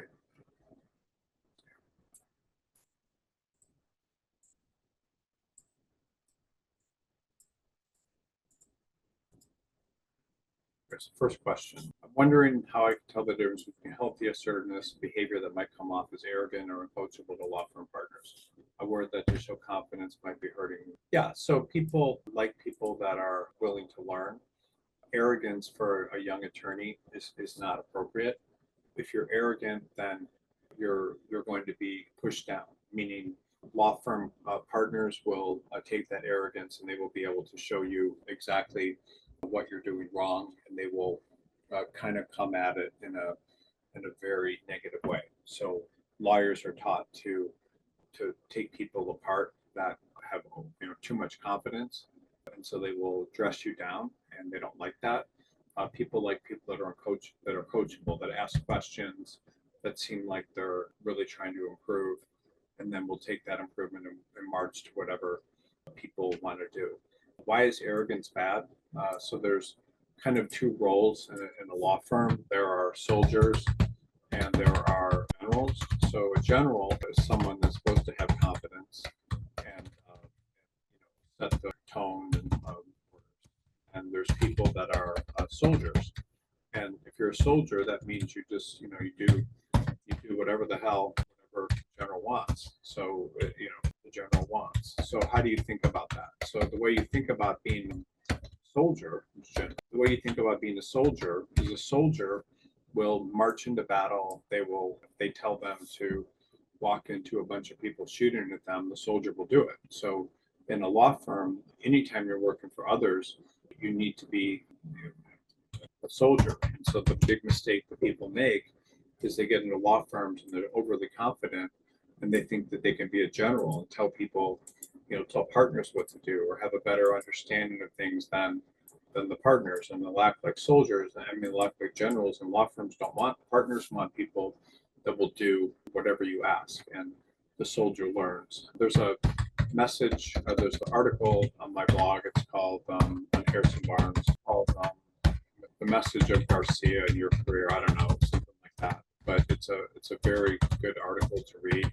It was something that was given to all the soldiers, I think, in World War I or World War II to read, and it talks about people that just kind of get these orders and they do whatever they can to carry them out, and they figure it out, and then no one needs to coach them or anything. They just figure out how to do things, and so that's the kind of attitude that law firms want to see from people. And I really, Message of Garcia in Your Career, I recommend reading that. I think it can be transformative when you understand kind of your role, anybody's role in a law firm. Okay, let's see. And thanks for all these great questions. I'm not expecting a ton of questions about this presentation. You discuss self-sabotage behaviors like acting like a victim or being overly negative can lead to lost opportunities. I'm concerned that I may have unknowingly projected this when working with recruiters in the past, perhaps by venting too much about my current firm or market frustrations. How do I build trust with a recruiter if I think that I may come across as difficult or negative? And how do I balance honesty with professionalism when sharing my career story? Okay, well, all this depends on the type of recruiter you're working with. But when I work with candidates, what I'm doing is I'm looking to portray someone who is really mobile, has learned from their experiences, The law firm that they're talking to is natural accumulation result, everything that's ever happened to them. So, happened with them. This is where they belong based on their experience. So what does that mean? So that means that so I had a guy yesterday I was talking to. He had been a attorney at two great firms. I think the last one was Quinn Emanuel, where he was at for 5 or 6 years. And then he went into an in-house job, got some good experience doing not IP litigation, but transactional IP, like licensing and things, and had lost that job and had been unemployed for a year. And so I got him an interview with a firm doing transactional IP law, not litigation, where he'd spent like 10 years of his career. So he would be someone that may, be frustrated. He hasn't gotten interviews and so forth. And then he got this interview. And so how would I portray that? So instead of saying, oh, this person, law firms do not like people that go in-house because once you go in-house, it shows that you're just kind of rejecting the law firm practice setting. But he got an interview with a in-house job. And so a law firm. So I portrayed it as now he's doing all this he did all this transactional work. He realizes that being in an in-house job is limiting. It's not something where he can have a long-term career. And because he's got all this experience doing transactional work, he can see the things that go wrong in transactions that lead to litigation and be a much better attorney. And this firm is a smaller size and it will allow him to bring in clients. It's got a lower billing rate, and all these things that made the interview with the law firm he got look like the natural accumulation of everything that happened in his career. And now he was going to be in a situation where this was the perfect fit for him and where he belonged, and everything about the firm matched. So that's what a good recruiter does. A good recruiter will position you in a way where you look like you're upwardly mobile, where if you're going to a smaller firm, there's a reason for that. If you're going to a larger firm, there's a reason for that. And that's what I do with my candidates. I would estimate that, I don't know how good your recruiter is, but probably 98% of recruiters don't have enough understanding of building that upward trajectory. So all they do is they try to work with people from large firms or even other large firms. But in order to really package you properly, everything needs to look like what you've done, your experiences to date, are things that are giving you the experience and the skills to move on to the next thing. So you don't vent about market frustrations.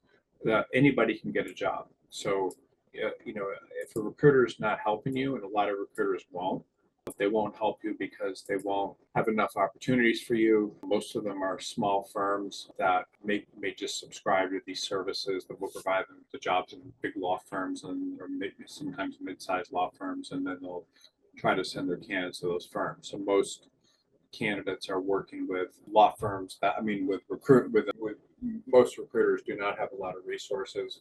They're small recruiting firms. They don't have a lot of people, and they haven't developed a very strong way of packaging people in a way that makes it look like they're upwardly mobile. They'll just take what your resume says, and they won't really work on your resume, and they will not market you properly. I'm not saying your recruiter's bad. They could be. You get an excellent recruiter. There's some very good recruiters out there, but most of them don't understand that. So you shouldn't be venting about your current firm or market frustrations.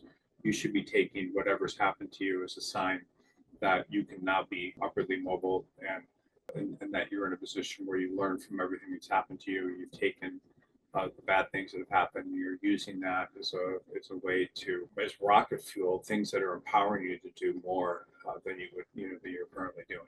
And very few people do this. Most people will think about their experience, and they will not. They will be upset, and they won't package themselves in the right way. So if you don't like your firm, that's great. You don't know what you know what you don't like, and so now you're trying to move into a position where things are going to happen for you. I don't like market frustrations. I don't like market frustrations because, in my opinion, anybody that wants to can get a position. It's just completely ridiculous that people think that there's no jobs out there and that the market's bad. So my whole career has been dedicated towards helping people get jobs.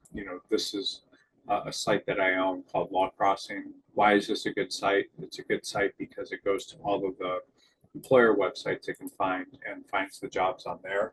If you go to LinkedIn or Indeed, the positions you're going to see there, things that the employers are paying thousands of dollars to advertise. They're going to get a ton of applications. If you use Law Crossing, you're going to see jobs that are just from employer websites. I mean, you'll also get the LinkedIn and Indeed jobs, but you'll see jobs that are just on employer websites that aren't getting a lot of applications. So just using the site could dramatically change the number of jobs you get. It's $25 a month. You think it's bad to pay to get a job, but using the site can change the entire direction of your life. The other thing you can do is you can go, regardless of your practice area, you're frustrated with the market, you can go and you can find, commercial litigation firms who want to work in Buffalo. There's all of these law firms here that are commercial litigation firms, that you could possibly be working at. And there's all these firms right here. There's tons of places you can apply to. So having market frustrations is just absolutely ridiculous because there are so many potential places that you can apply to, regardless of your practice area. If you're in New York City, you can do it. If you're open to other locations in New York, you can do it. If you're in Oklahoma, you can do it. It doesn't matter where you are. You may see 10 commercial litigation jobs in Indeed and LinkedIn in Buffalo, and you may see 50 of them on Law Crossing that aren't getting a lot of applications because these jobs are not they're not advertised. So why would you want to apply to a job that's on LinkedIn that's getting all these applications when you could find firms on Law Crossing that aren't getting a lot of applications? I mean, it's almost to me a non-brainer, but you don't want to pay $25 a month, that's fine. Maybe your career's not worth that. But I would recommend everybody have accounts on Law Crossing. It could change your life. I mean, why wouldn't you do that? And then why wouldn't you, if you need a job, why wouldn't you be applying to every possible firm that could do the work you do instead of just relying on a recruiter to submit you to a few firms? I'll just show you like some of the resources that I use at BCG just to give people jobs. It's interesting, and I want to show it to you just because I want to show you like how many jobs there are out there for or places you can work regardless of who you think you are. So let me just go into this account here. I'm just going to show you a dummy account here. Here's a demo, and the reason I'm showing you this is because I want you to see that there's so much hope out there and so many places that anybody can apply to. When I work with candidates, like if I accept a candidate to work with me, I can get them positions at so many different firms. It's just absolutely ridiculous. So, and people don't do this. People don't think, oh, I can apply, I can get jobs by finding all these different places to apply to. So this is just a dummy account right here. So let's say this person, they're set up as litigation commercial, which really isn't their practice area. But let's say they're doing cross-border funds, venture capital. So we'll just set up these practice areas for this person. It's not commercial litigation. And by the way, I mean, there's hundreds of practice areas, but it's just, I'm not even going to talk about that. So it's corporate, venture capital. Let's see, venture capital. Just showing you an example. Venture capital, corporate general. And say this person wants to work at places to work at practice regions. So you've got, and again, I'm just showing you this to show you all the opportunities that are out there. So this person is chosen, just get back to that. So database, sorry, I'm just sharing this, share this. And this is very important, what I'm showing you, just so you kind of understand all the opportunities that are out there. So let's see, California, Los Angeles, West Hollywood, Chicago, Brooklyn, New York City. Okay, that's fine. So this would be more areas than the typical person would be interested in, but I'll just show you what happens. So when you're interested in all these different areas of the country where you could work, you have, you're going to have jobs like in those areas. Let's take a look at what's going on with this person. And these are just jobs that BCG has. And BCG will have hundreds, if not, of jobs that other people don't have. So these are all positions that BCG has. And this is just a middle market firm. So rank 3 means middle market, but this person could apply to, because of the quality firm they're at, they could apply to lots of different places. So these are just job openings in the places that this person's interested in based on different types of firms. So you have, and this would be an example of a corporate attorney thinking, oh, it's hopeless. Like I can never get a job. Like why, what, the market's bad, but no, it's not. I mean, these are all places that have openings right now, and the number of them is huge. Some of them are job orders, which means the firm hasn't been able to find people on their own or anything. So we have all these jobs for this person where they could potentially work. This is just in BCG. Like these are just active jobs that we're recruiting for, which if you have most recruiters are going to give you, like they might have 3 or 4 or 5 of these. These are all places where the person can work. Then if you want to get deep, do a deeper dive, you could look at all the firms that have had openings in the past that could be potential fits. Now, Law Crossing has something called the archive job section, which allows you to find firms that have had openings before, which is very powerful, and you can apply to them. But if you look at here, these are all law firms in this person's practice area and so forth that have had jobs before. And then if you go to here, firms where they could work, which are called recommended firms that are on different lists and so forth. There's over 1,000 places that this person could be applying to. So I just want you to think about this.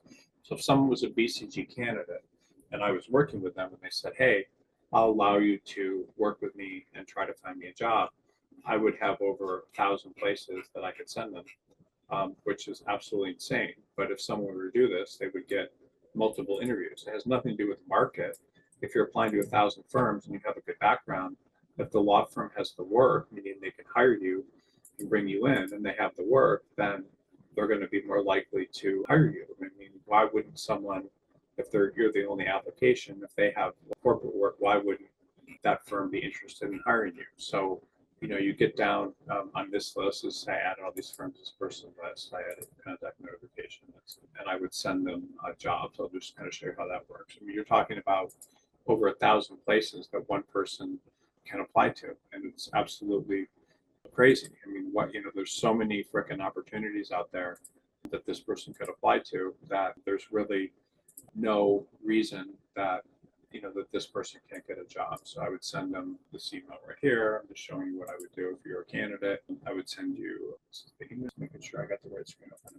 So I would send this person, anyway, I sent 1,000 firms. So I'm just showing you like how many opportunities are out there. And this, for anybody that works with me, I would be able to get them a job if they allowed me to market them the way they need to. So you need to be able to market yourself to hundreds of places that are potentially good fits, because there's so many places out there. And we have lists that are coming from, I'll just show you an example here. We have lists that are coming from things like Ball, US News, Chambers, top litigation firms, all these different places that we could send the person to. And there's, thousands of them. This is just one example of the firms, and then there's even more. Like if I was to do this right here, there's even more. I'm just kind of trying to show you how many potential opportunities there are for people. So I just showed you 1,000. Now here's another 510. And these are firms that have all interviewed people in corporate and so forth. So the point is that if you are looking for a job, you're never limited by the few jobs that a recruiter tells you about. You're never limited by the jobs that are on LinkedIn and Indeed. You should use law crossing. And if you go in and you develop these large list of firms like I would do for this person. So my candidate, I would recommend they apply to 1,500 firms because they're going to get multiple interviews and they're going to get a job and they can't be limited by what's going on in the market. And that's a mistake that most people make because they think, oh, I'm not getting a job, like something's wrong with me. What's wrong with you is you're not marketing yourself properly and you're not going to probably don't have a recruiter that's doing that for you. That's what I do for my candidates because I know it works. And we put in the research. We have 150 people that are doing the research for, that are helping us support our candidates, and it works. And so it's just something to think about, like how are you going about getting a job? Are you allowing yourself to be a victim, like most people do, or are you getting some balls and applying to a bunch of places? Okay, one behavior that stood out to me was not putting yourself in others' positions. I've worked with difficult clients and partners, and sometimes it's hard to maintain empathy under pressure. How do I demonstrate empathy as a strength in interviews, especially when discussing past conflicts or law firm politics without sounding naive or like I'm glossing over legitimate issues? Okay, so I'm going to answer this question in a very simple way. So when you go to interviews, let me just show you your interviews. So I'm trying to see if I can help you open something here. Tips. I'm looking for something here. It's pulling up something that will help you quite a bit. So just give me 1 second. Sorry, I'm trying to find an interview guide for you. So I'm going to try to find it for you. May not be able to. So I may not be finding it. If I can, it's not. Oh, here we go. This is an interview guide. Okay, I'm just going to show you a little bit from the interview guide where it goes. Okay, so when you're going into interviews, a couple of things that are important is you talk about can you do the job and all these different things. But the most important thing to do when you go to an interview is you try to keep things very positive. So your interviews. This is actually good. So when you're interviewing, the people try to ask a lot of questions, and so you want to talk about past conflicts or firm politics. You really don't want to talk about any of that. When you go in, you talk positively about the firm you're at, the work you were getting, but you want more different types of work. So your interviews are not an opportunity to say anything negative about the firm. They're an opportunity to say they didn't have enough the kind of work I want. They didn't. I want to work on larger clients. Like there's all sorts of things you should be saying in interviews as opposed to talking negatively. But the best question you can always ask in interviews would be like, what would make me, the best associate you had here? What would I need to do? What would I need to do over the next, what would I need to do? What would I need to do for some days? What makes people successful here? Or here in my role? Like these are the kind of questions. These are the kind of questions that you should be asking. You shouldn't be steering things past conflicts. You want to ask questions about what would make me do really well here. What would I do in the first 90 days? What makes people successful here in my role? Like what are the best things about this firm? These are the kind of questions you concentrate on, because if you ask questions like this, you're not putting yourself in the role of the victim. You're putting yourself in the role of someone that wants to do a really good job and is trying really hard and wants to do the best you possibly can. Very few people do this. Most people will talk negative, and they will not put themselves in the shoes of the person hiring them. The person hiring you wants to know that you're going to try hard, do the best you can, you're going to try to be successful, that you're going to have the characteristics and things that make people successful, and you're going to steer towards things that are positive. Or what do you like? What do you like best about working with partners or anybody? There are things, it's positive conversations that are going to show that you have the ability to do very well, in anything you do. Okay, I've worked with recruiters who give me interview tips and resume edits I don't agree with. Wondering how, if I handle those interactions properly, what is the best way to show recruiters I'm receptive to guidance, even when I have strong opinions about how I want to present myself for the types of roles I'm targeting. Okay, so I don't like most recruiters. The reason I don't is a lot of them haven't been attorneys. A lot of them are motivated by working with you very quickly, and if you don't get any traction, they stop working with you. But how do you edit your resume is a very good question. So when you edit a resume, there's certain things that you need to do that most people don't. And your resume is actually very simple to fix. Most people have a lot of problems with their resume, and then their resume doesn't stand out in a way that it should.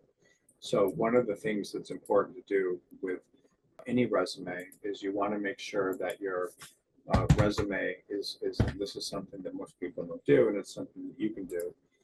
You want to make sure that your resume is very focused on making it look like you do one thing, because most people, when they do the resume, what happens is they're doing their resume and they don't understand what they do to make it work. So this particular resume that I'll show you right here, this person, just an example. This resume is kind of all over the place. They're talking about medical malpractice, personal injury stuff, working for the public defender, this firm where they did this type of work and so forth. And then this firm is a public defender. So the resume is all over the place. The resume is talking about, this is a fake resume. The resume is talking about how they're talking about their SATs. They're talking about all this sort of stuff that has nothing to do. A lot of times they're talking about public service. They're talking about different jobs and things. And so I would want to take this resume and maybe make it into someone that just does, I would say they're doing insurance defense.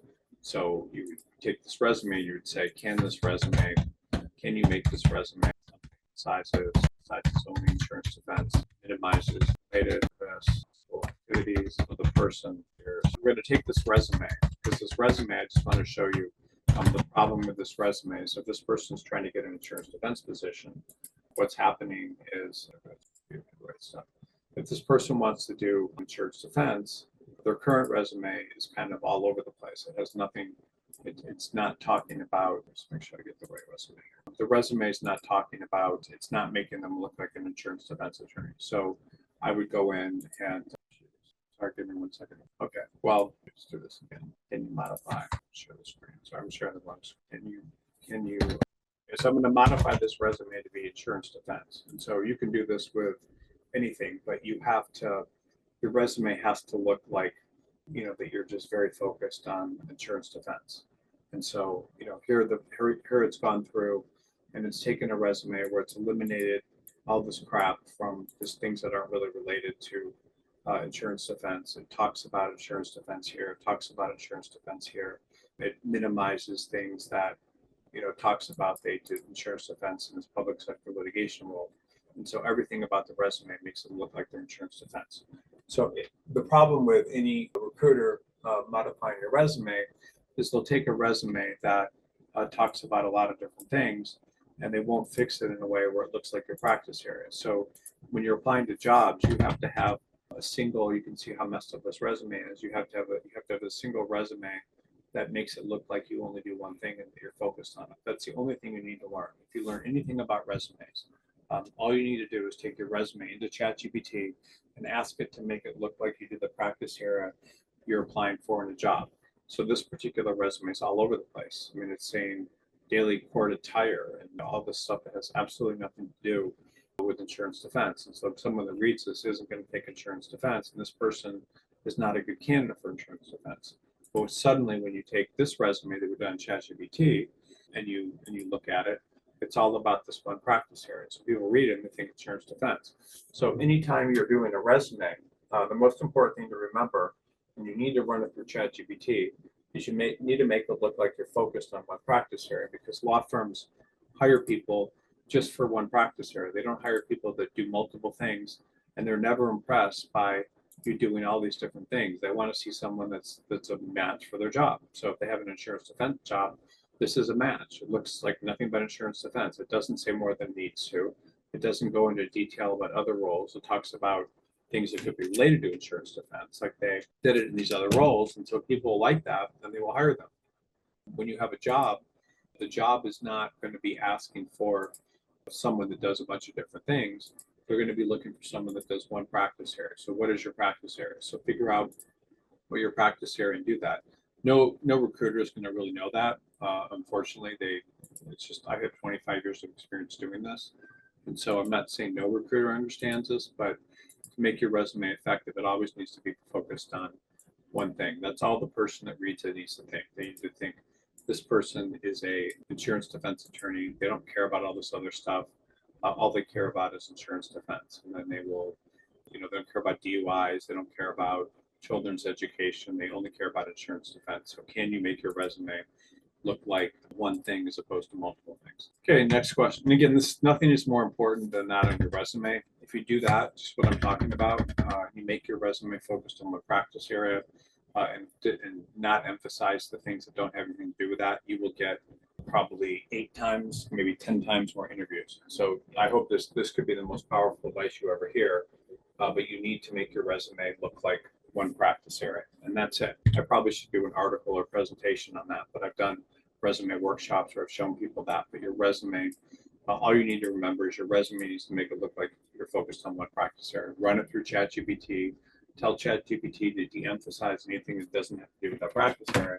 And if you're able to do that, you're going to do much better than you would not doing that. Okay, in your experience with working attorneys at different levels, which of the 5 toxic behaviors you mentioned tends to be the biggest deal breaker for law firms, even if the candidate looks great on paper? Okay, that's a good question. So let me just go to that. This presentation is based on an article. I will send everyone after the presentation, I'll send you a copy of the PowerPoint and then also link to this article. But I think one of the most toxic behaviors that people have is they act like they're a victim. So when they act like a victim, they believe that bad things are happening to them, and they get into that mentality, and they feel badly about their careers. They feel like they're doing everything wrong, and you can see that in a lot of the questions today. And you need to take this victim mentality and turn yourself into being a hero, meaning you're learning from all your mistakes, you're improving, and you're continually getting better and better, and you're not taking things personally. So think about, am I acting like a victim? So if you're acting like a victim, you just feel like all these bad things are happening to you. They're out of your control. You're losing jobs. You're not getting good reviews. You're doing all this stuff. And you need to take everything that happened to you and turn it from a victim mentality to a mentality where you're overcoming obstacles. So I told you earlier in the presentation about my personal story, but I'll tell you my personal story in a little bit more depth and how I went from acting like a victim to something else. So I was living in this kind of sort of northern Michigan town called Bay City, which is about maybe an hour and a half north of Detroit, clerking for a federal judge. I quit, but I was in the middle of getting fired. So I quit while I was in the middle of getting fired, but I got fired. I got fired from a job working for a federal judge. I got fired in like May. When I got fired, my fiance left me, met another man, and it was bad. Canceled my wedding. I had no bar exam. I hadn't taken the bar exam yet because I had 2 years to take it because I was doing a 2-year clerkship. I got fired in the first year. So she left me. I was living in this apartment alone. Didn't have an offer. My offer to return to my firm in New York was from 2 years after my clerk's supposed to be 2 years. So I didn't have an offer. I didn't want to go back there. I didn't have the bar exam. I was very depressed. I would go and buy beer at night and smoke. And even though I didn't really drink beer or smoke, I was just kind of wallowing everything down. I felt like my career was over. I didn't, couldn't return to the firm in New York. I didn't have the bar exam. I've been fired. I hadn't done the best work possible up until that point. I learned a lot of my clerkship. I didn't know how to get along with my bosses because my judge was of this one political party. I didn't agree with his ruling, so I fought with him. And I was just in really bad shape. And so I felt like I was about ready to give up.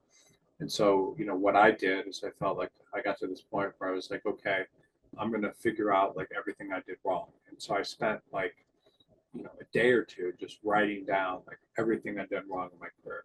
When I interviewed with firms when I was in law school, I only got one offer, and I didn't get offers because I would go in and talk about my asphalt business and talk about myself, and felt like I needed to talk about all these papers and things I'd written that I was very impressed with, and people were just like turned off because I was just talking about nonsense. So I didn't get jobs. I got a job as a summer associate because the person I interviewed with, just by chance, happened to be his best college friend, who was a woman that was my best friend's mom. She was always very impressed with me, so I was doing things with her. So I got a job offer there. But I'd done very, very badly in interviews. I'd done very, very badly, and I hadn't done as well as I felt like I needed to in school in order to get the best jobs. And I was just in a bad shape. So I wrote down all these things that I had done. I just sat there and I wrote for days, maybe 2 days.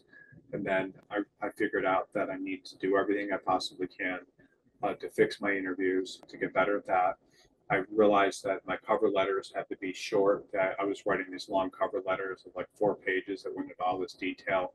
I remember showing it to someone in law school and they circulated it around like I was just some kind of crazy person.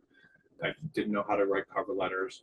I didn't know how to do a resume, so I fixed my resume. I de-emphasized everything. It didn't have anything to do with commercial litigation. I made it all about that. I made sure when I started applying to firms, I applied to hundreds of firms in Los Angeles. I had access to Lexis or whatever when I was clerking, so I printed up all the names and addresses of hundreds of law firms in Los Angeles. I bought the best stationery I could. I applied to every single one of them. And then I got interviews and I went into the interviews and I learned that I had to basically ask questions, talk into the other person's interest, act like I was very enthusiastic about it, was humble, and was able to get interviews. I was able to do well in interviews. My resume was fixed. My interview skills were fixed. I learned everything I could about interviewing. I learned everything I could about resumes, and I learned what the best resumes look like because I helped pick clerk for the next year when I reviewed all these resumes. So I learned everything, and I watched how the best people interview when I was clerking.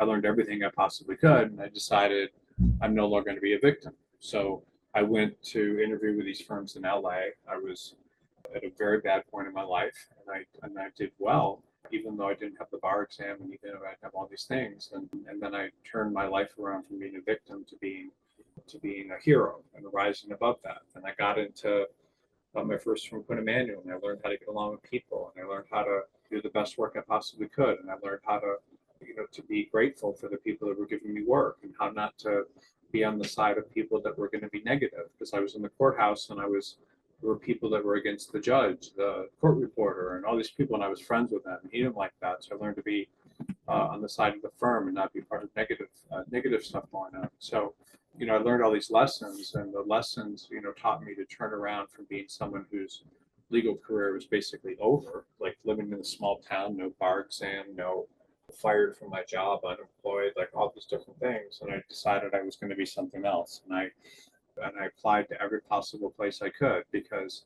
I thought that my odds were high, but it worked. And so I did everything I could to possibly to get a good job, and it worked. So the worst thing that people can do is act like a victim.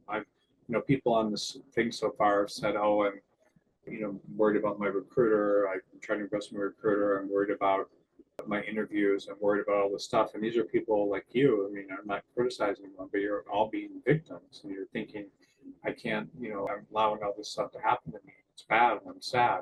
But you can't be a victim. If you're a victim, then your whole career is not going to be what you need it to be. You need to have a career that where you're not a victim, like you're a hero, and you want to be a hero, not a victim. And heroes rise above the negative things that happen to them. They learn from them and they fix them. You should be writing down what you're doing wrong, studying it. Like, what did I do wrong? How can I fix it? What did I do wrong with people? What did I do wrong with the work? What did I do wrong with who I socialized with? What did I do wrong in going to this firm and not another one? What did I do wrong? What could I have done better? You write down all this stuff, and if you write down all this stuff, you're gonna do much better in your career and life. And you think about that. Okay, let's see here. And who do you respect when you watch? When you watch movies, every movie out there, by the way, is about people that went from being that were victims that went to being heroes. And so you need to move into that mindset. Okay, you emphasize that acting like a victim is a red flag for employers, especially in interviews. But what I've generally been in a situation where I was overworked and treated unfairly by supervisors. How do I talk about those experiences without sounding like I'm blaming others, or worse, making myself look like a liability? You don't talk about negative experiences with employers in your interviews. No one should. You portray your last job as positive, like you've learned a lot, like you got to work with, very good attorneys that looked at things in a a very good way, like it taught you a lot, like you learned, and you think that it was a very good experience, and you say that everything that I've learned, I think made me a better attorney. Why do you need to talk negatively about an employer? If you talk negatively about an employer, or you talk negatively about the people you worked with, all that says to the firm is that maybe you were getting bad feedback and you weren't doing a good job. Or you're going to do the same thing with us. You're going to come here and you're going to work, and you're going to look like you're going to be someone that's a liability and not someone that is not a liability. So you just need to think about, how am I portraying myself? How do I look? And so you look like someone that's strong, that has learned a lot, that is going to be a better attorney for it. And you never blame others for what happened to you. If you are working with others and you think you're overworked or treated unfairly by supervisors, you don't talk about being overworked. You say, I worked really hard. I worked 2,200 hours a year. I got a lot of good experience as one of the highest billers. Like, nothing should be negative.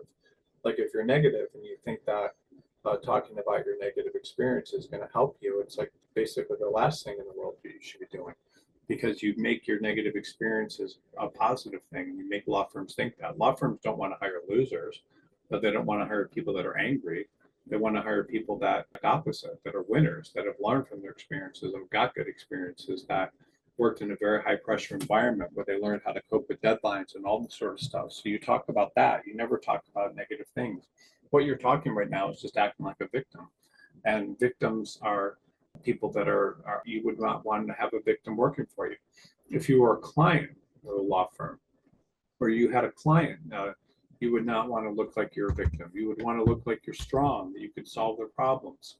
Like, why would you want to go to a doctor that says, oh, he's been very discouraged, he worked for hospitals where they weren't nice to him? I mean, you would want to go to a doctor that had a lot of confidence, especially if you had some sort of serious disease or something. You wouldn't want to go to a doctor that felt like a victim. You wouldn't want that. You wouldn't want an attorney representing you if you were accused of murder for some reason you didn't do it. You would want an attorney that would give you confidence and believe that it could solve your problems, that tell you that he's learned from all these criminal trials and made him a better criminal attorney. I mean, you want someone like that, not something different. Okay, and thank you all for these questions. I'm very surprised, actually, that people have so many questions about this presentation. I think I'm very impressed. Okay, when it comes to taking things personally, I realize that I may be oversensitive to feedback, especially in high pressure environments. I've even turned down job offers because of a comment or tone I interpreted negatively. Do you have strategies for rewiring attorneys to let me interpret feedback or criticism during the hiring process and beyond? Okay, so you make a good point. So if you go to a law firm and you're not comfortable with it, you think the tone's bad, that's not a good thing. So you shouldn't take a job offer where things are interpreted negatively. I mean, if you don't like the firm and you think it's going to be a bad place to work, then that's good. But how do you interpret feedback during the criticism or hiring process? You learn, I mean, the whole idea that I brought up a couple times is you have two choices. You have a choice to be sad or a victim, when things happen, or you have the opportunity to get mad. If you get mad, that's going to give you like rocket fuel. So this thing happened to me, great. I'm angry about it. I'm going to fix it, and I'm going to become a better attorney. And I'm not going to take things personally. I'm going to learn from feedback. So you become mad. You use it like rocket fuel. You don't become sad and become a victim. You use it like rocket fuel, then you become a hero. So you want to be a hero. You want to write a story for yourself where things happened to me that were negative. It wasn't good, but I overcame it, and I become a better attorney and person because of all these things. And that's how you need to think about it. So you mentioned that consistently thinking negative thoughts can derail a career, but what if those thoughts stems from real patterns I've observed in toxic workplaces? How can I present myself as a positive and forward-looking interviews without ignoring red flags from past experiences?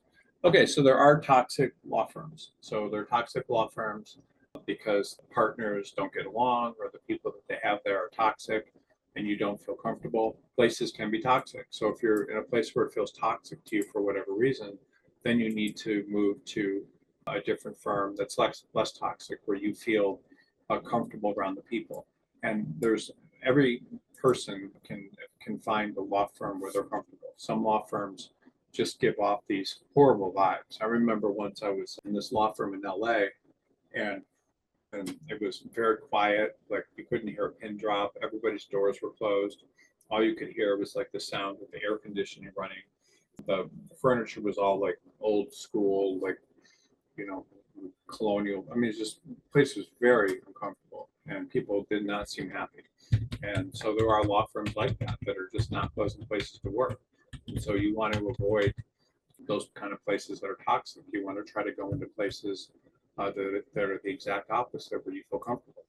So, how do you talk about that in interviews? You don't. I mean, you don't say bad things about your previous employer. It does you absolutely no good. Why would you do that? If you say negative things about it for a former employer, then that's going to hurt you. So you want to take everything that happened to you as a way of learning. You can say, I worked with a variety of people. It was a very competitive environment. I learned a lot, but you never frame things as negative. Your goal, by the way, so your goal is always in interviews to get the job. So, you go into an interview, you don't say anything negative. You go into the interview and you say, you portray everything as positive. Like you don't say negative things.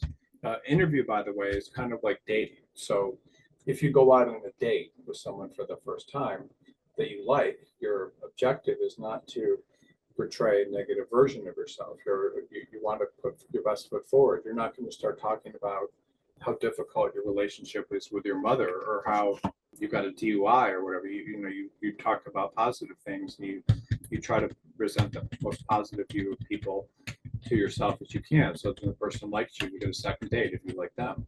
You try to do whatever you can to look positive, to get people to like you, to move to the next step. In an interview, your whole goal is to get to the next steps. You get a screening interview, your goal is to portray yourself positively and to get to the next step. You get to an in-person interview, a callback, your goal is to get the interview, to get the job. If you get the job, you can always ask all these questions later and evaluate the firm or ask more questions, but you can't worry about what's going to happen. You can't put all these doubts and things. Your goal is to go in, do the best possible job you can and get the job. Okay, let's see here. I struggled with receiving criticism from younger partners and or clients. How can I train myself to respond differently and build resilience without appearing emotionally detached or robotic? Okay, so criticism from younger partners, they will often be very critical of your work. That's fine. When you get that criticism, you learn from it and try not to get the same result from them twice. Sometimes there are people that you may want to avoid working for. So there are always in law firms people that are so toxic that people that work for them have such a bad experience they may often quit. So you try to avoid working for people that you think are going to be difficult to work with. Sometimes criticism is not good. I mean, it's just not called for, but at the same time, you need to make sure you take the criticism and tell the person I'll improve and then do a much better job for them the next time. I mean, sometimes you may receive a criticism from a partner that, oh, you should have looked at something else, or there was a typo here, 2 typos, and you just learn from things, or you didn't get the work for me fast enough, or it needs to be redone. You just learn from everybody you're working for, and it's a learning experience. In your first several years of practice, like your first 5 years of practice, a lot of attorneys go in and they worry about how much money they're going to make, what the quality of the firm and all these sorts of stuff. But really what's happening in the first 5 years of practice is it's really a gift because you're being trained to be the best possible attorney you can. And it takes about 5 years to learn any practice area. You cannot go into any firm and expect to be an expert in a practice area like in 1 year or 2 years. You have to work there for 5 years. So you need about 10,000 hours of experience in your practice area to be competent. Once you get that experience will be with you for the rest of your life. You know how to do a practice area, and you can practice law in law firms until you're in your 80s. So, take all that criticism and everything and learn from it and keep trying and keep pushing yourself and do better and better in response to it instead of becoming a victim. You take all the criticism, you get better. People respect people that get better, and people respect people that take criticism, and people respect people that hang in there and do a better job and continue trying to improve. And if you get criticism, you should work twice as hard to do better, and make sure that you take all that and become a better attorney. You work for different attorneys and they have different styles, and you learn how to please them.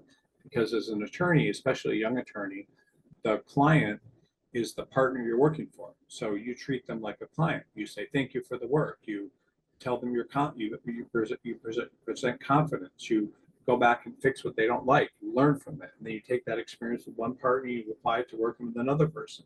So that's how you respond. You don't respond, in a negative way. If a client criticizes your work, you do the same thing. You come back and you act twice as strong. And that's really what you need to do to succeed. Okay, let's see. For so many people don't do that. They just become victims, and I hate it. Okay, let's see. Next question. You spoke about the danger of needing constant validation, something I recognize myself from years of chasing praise in big firms. Now that I'm transitioning to a new role, how can I cultivate internal confidence during the job search, especially when the market is tight and rejection is so common? I'd love to hear how successful attorneys you work with overcome this tendency. Okay, no, the market is not tight. So there are always jobs. There are always places you can apply to. I showed you an example of a corporate attorney looking at some markets. There was over 1,000 places that were good that I have that you can apply to, or she. But so you don't worry about rejection. You just apply to as many places as you possibly can. You use law crossing to find jobs that aren't advertised, but you also can do your own research and apply to a lot of different places. You don't worry about rejection. All rejection means, by the way, is rejection isn't really that big of a deal. Rejection just means, we cannot make money from this person. Make enough money from this person, so we can't hire them, so we don't hire. We don't hire. Or rejection just means that there's better applicants. So if you're applying to the same jobs that everyone else is, which is, oops, I'm sharing the wrong screen. I apologize. I was supposed to be sharing another screen. But if you're applying to this, if you use law crossing, for example, these are jobs that are just on law firm websites and so forth and not advertised. So there's very few applicants. So you put yourself in competition in places where there's very few applicants. But the other thing you need to do is you need to, one second, I'm pulling this up. Yeah, you need to apply to lots of different places because no one is doing that. Most people are just, applying to a few firms or whatever and getting rejection, but you apply to as many places as you can. So, just, two things. That we can't make enough money from this person, so we don't hire them, we'll bring them in, or we have better applicants. That's it. So you have to find places that will bring you in, and you often have to do that by applying to places that don't have a lot of applicants, which means firms don't have openings that are good in your practice area. That's it. And if you put yourself in competition with better applicants for whatever reason, that's not your fault. There's just better applicants. So what do you do to enhance your personal professional abilities while taking a year off for medical reasons? You can get an LLM. You can, online. You can go to privacy. You can do that or something. Medical reasons and these leaves of absence are always, people do them, but they're a little bit dangerous. They're dangerous because, if you were a law firm, would you want to hire someone that's been sick? Would you want to hire someone that's in good shape and hasn't been sick? I mean, it's unfortunate, but think about that.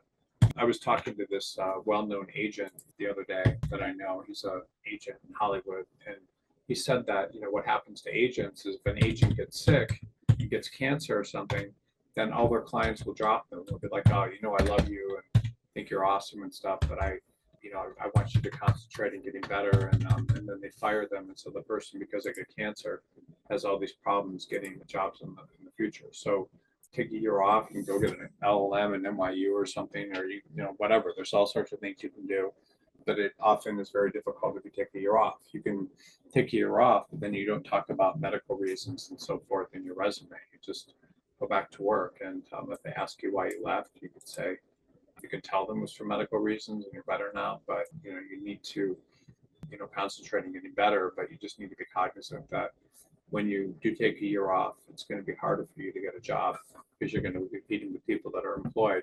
So you need to be able to apply to a lot of places and follow my advice. Use law crossing, then also find places to apply on your own that aren't getting applications, and you'll get a job. Anybody can get a job, by the way. It's just ridiculous when people think there's a problem. My son is 1L and fortunate to be in a position to narrow down his 2L summer internship to either Latham or SCAD. Wow, that's awesome. Do you have any insights, opinions on either firm or both? So both firms have different cultures. Skadden has a very aggressive culture. They really fight for the clients and try to get the best results. They're very, very hardworking there. It's a very good firm. Latham is a different culture. It's a very, very good firm and an outstanding firm. And they have more of a collegiate culture. So the two firms, you can talk about them in different ways. You can talk about them how they were started, you can talk about their culture. So Latham was actually started by people that were former fighter pilots, which is very interesting. So it had this kind of very culture that was, sort of by, I don't know, was related to that. And so exceptional firm. Skadden was started by people that were Jewish and couldn't get into other large law firms. And so then they started doing different types of M&A work that more established firms wouldn't do. And so they have kind of a more scrappy culture. Latham has more of established culture. They're very interesting firms. They both have their own cultures. But Skadden was always in the position of being an outsider, but taking work that no one else would and making money. Latham has always been a very established kind of firm that has more of a collegiate culture. So people tend to associate well and get along better, get along well there. Skadden is just very hardworking in a different type of culture. If you go to Skadden and you stay there, you can have an incredible career doing in-house or going to other firms. I think that the long-term opportunities for someone taking a job at either are very good. But if your son has offers from each of those, I would tell him to go there and just work his ass off and be the best he possibly can and stay at each of those firms at least 5 years and not jump around. Just get everything you can of those firms because you can learn so much from those firms and do so well. And that's just a really great law firm opportunity for someone to have the ability to work in those firms. In interviewing, I know it's advisable to stay positive in how I portray my firms and managers. I typically discuss resilience and what I learned. When some were bad luck or toxic situations, how do you advise an attorney portray what they left while staying authentic and positive?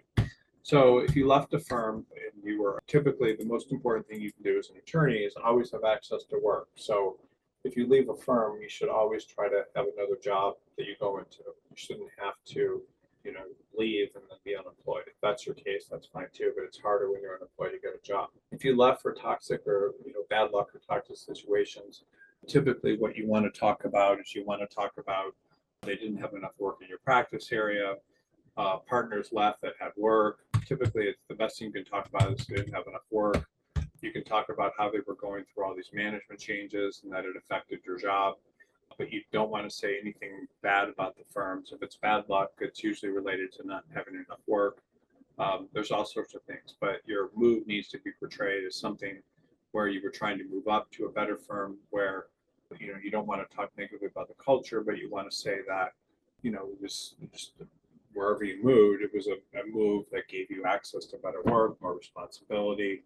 The firm had more work and that sort of thing. But you don't want to portray any of your positive past things in a negative way. What is the best way to identify whether you're taking the victim approach or sharing to help others? Sure, I understand that. But the victim approach just means that you're blaming everything that happened to you on other people. You're not taking responsibility. You're letting that stuff depress you and hold you back. And you can't have that. You need to have the idea that you're here and you've overcome all these setbacks. If you were sick, like this person said here, they were sick and they had to take time off. It portrays a hero. If you overcame some illness or whatever, now you're better. You're hungry, you're gonna do better. But the victim approach of sharing experience to help others, if you get the reputation of helping others and your firm become better and helping them with things, that's very helpful. I'm not sure I understand. If you want to ask a question, again, sharing experience to help others, but your approach needs to be. You never want to have a victim approach. You always want to rise above that. If you're helping others, that's a good thing too. But again, I'm not quite sure I understand the question as well. Good. When you place a lawyer at a law firm, does the law firm candidate pay or does the law firm pay? The law firm always pays. So typically what happens is the fees of a recruiting firm are a percentage of your annual salary, but the fees that the law firm pays the recruiter typically about 2 weeks of your salary. This is typically what the fees are, something along those lines. So, and it's not a lot of money. It might be like it's maybe like 5% of the revenue that you generate over a year. So most law firms, are not too worried about paying recruiter fees. Some of them are, but they don't look at them the right way. But the candidate doesn't pay, the law firm always pays us. Yeah, this person says, I like this question to say, you're right. Once you know how to look and where to look and how to tweak your resume, you're literally job shopping. Yeah, so all you have to do is look at a lot of places to fix your resume, and someone's going to hire you. It doesn't matter where you went to law school, those your grades were. You take their past experience and you make it look focused on one practice area, and then you apply to a bunch of places. How do you be a good soldier? So this is a good question. So a good soldier just follows orders. They do what people want. They don't complain. They do the best they possibly can to get the job done. They, if you're marching into, if your general's telling you to go in and, fight a bunch of people with guns and you have to go into a village or something, you'll do whatever they ask, and then you'll do even more if you can. You'll figure out how to do things that others, to kill more people or to take people hostage or whatever. You just do whatever's asked of you, and you don't question it. It's like if someone gives you an order, that's that. That's it. You don't question it. You do the best job you can, and you deliver the results that what they want, and that's about it. Okay, question. How do I get part-time freelance legal jobs that are remote as a side gig? Do I just reach out to solo attorneys who might need help? If you have a skill and you want to be a remote attorney, you either find jobs that you can do, but yeah, typically you can reach out to solo attorneys that need help. It's a very good point. It's not too difficult. Just find a bunch of people and ask them if you can help. Solos are a good person to aim for. What is the most wanted ability by law firms and corporations? Law firms want people that could do one practice area that they can sit down. They don't have to worry about. That will be able to, just do whatever work they have and do it well and without a lot of issues. Corporations, they're hiring in-house counsel. They want people that can give them insight into what their risks are, help them avoid risk, help them hire outside attorneys. Okay, so thanks for all the questions. People ask if the recording will be sent to attendees. This should be online probably within a week, so you can watch it in the videos in BCG. I'll also send a copy of the article this webinar is based on, as well as slides to everyone who's here. So let me just see here. One more question. Do you see resumes that only list jobs by years 2010 and 11 versus March 2010, 2011? Is that something that raises more questions than identifying short stays? So there's a couple of things you can do. As attorneys get more senior, you don't need to list every job. You could just say I was an associate between March of 2010 or whatever, 2011. If it was two different firms, you would typically, you could list them under, just say I was an associate of these two firms. But yeah, if you have a lot of short stays, you try to de-emphasize those on your resume. Often it means just creating one entry for that thing. So you would say, on March 2011. Well, actually, you probably wouldn't do this, but if you had a job from March 2011 to April 2011, you could list that. 1 year is okay. But generally, what you want to be able to do in your resume is you need to show employment stability. So you want to show if you had some short jobs in 2011 or whatever, that's 13, 14 years ago. So that's okay. But typically, law firms want to see some sort of consistency on your resume. So a law firm that's hiring you wants to believe that if they hire you, you'll stay. So a lot of people will move around every 2 years, and that's or 1 year. That'll show that the person's probably going to leave. Law firms want people that they think are going to stay for the long term and not leave. And if your resume looks like you're going to stay for the long term and not leave, you're a much better hire than someone that's bouncing around. Because if you were hiring someone and you were giving them access to clients and you were keeping them there, and costs money to hire people, it costs money to train people. Clients want to have one contact with people. They don't like it when people are changing and so forth. So you need to look like you have some stability. So I recommend everybody, if you get a job and you feel like you can stay there, you want to stay there as long as possible, because that makes you more attractive when you're trying to move in the future. Okay, well, thanks everyone for being here today. I thought it was a good webinar. I hope you learned a lot. I mean, this is all very important stuff. And if you learn this sort of stuff, it can change the direction of your current life. I know people that are on these webinars. I get emails and things from people almost every week that they come onto one of these, they adopt the thought processes and things, and then they have really amazing careers. So I commend everybody for watching these. It's a very good use of your time, because just in a few hours you can learn how to be a better attorney, how to stay places, and how to fix your resume, how to avoid being a victim. And there's so many great things we covered today. So great job, and we'll talk to everyone next week.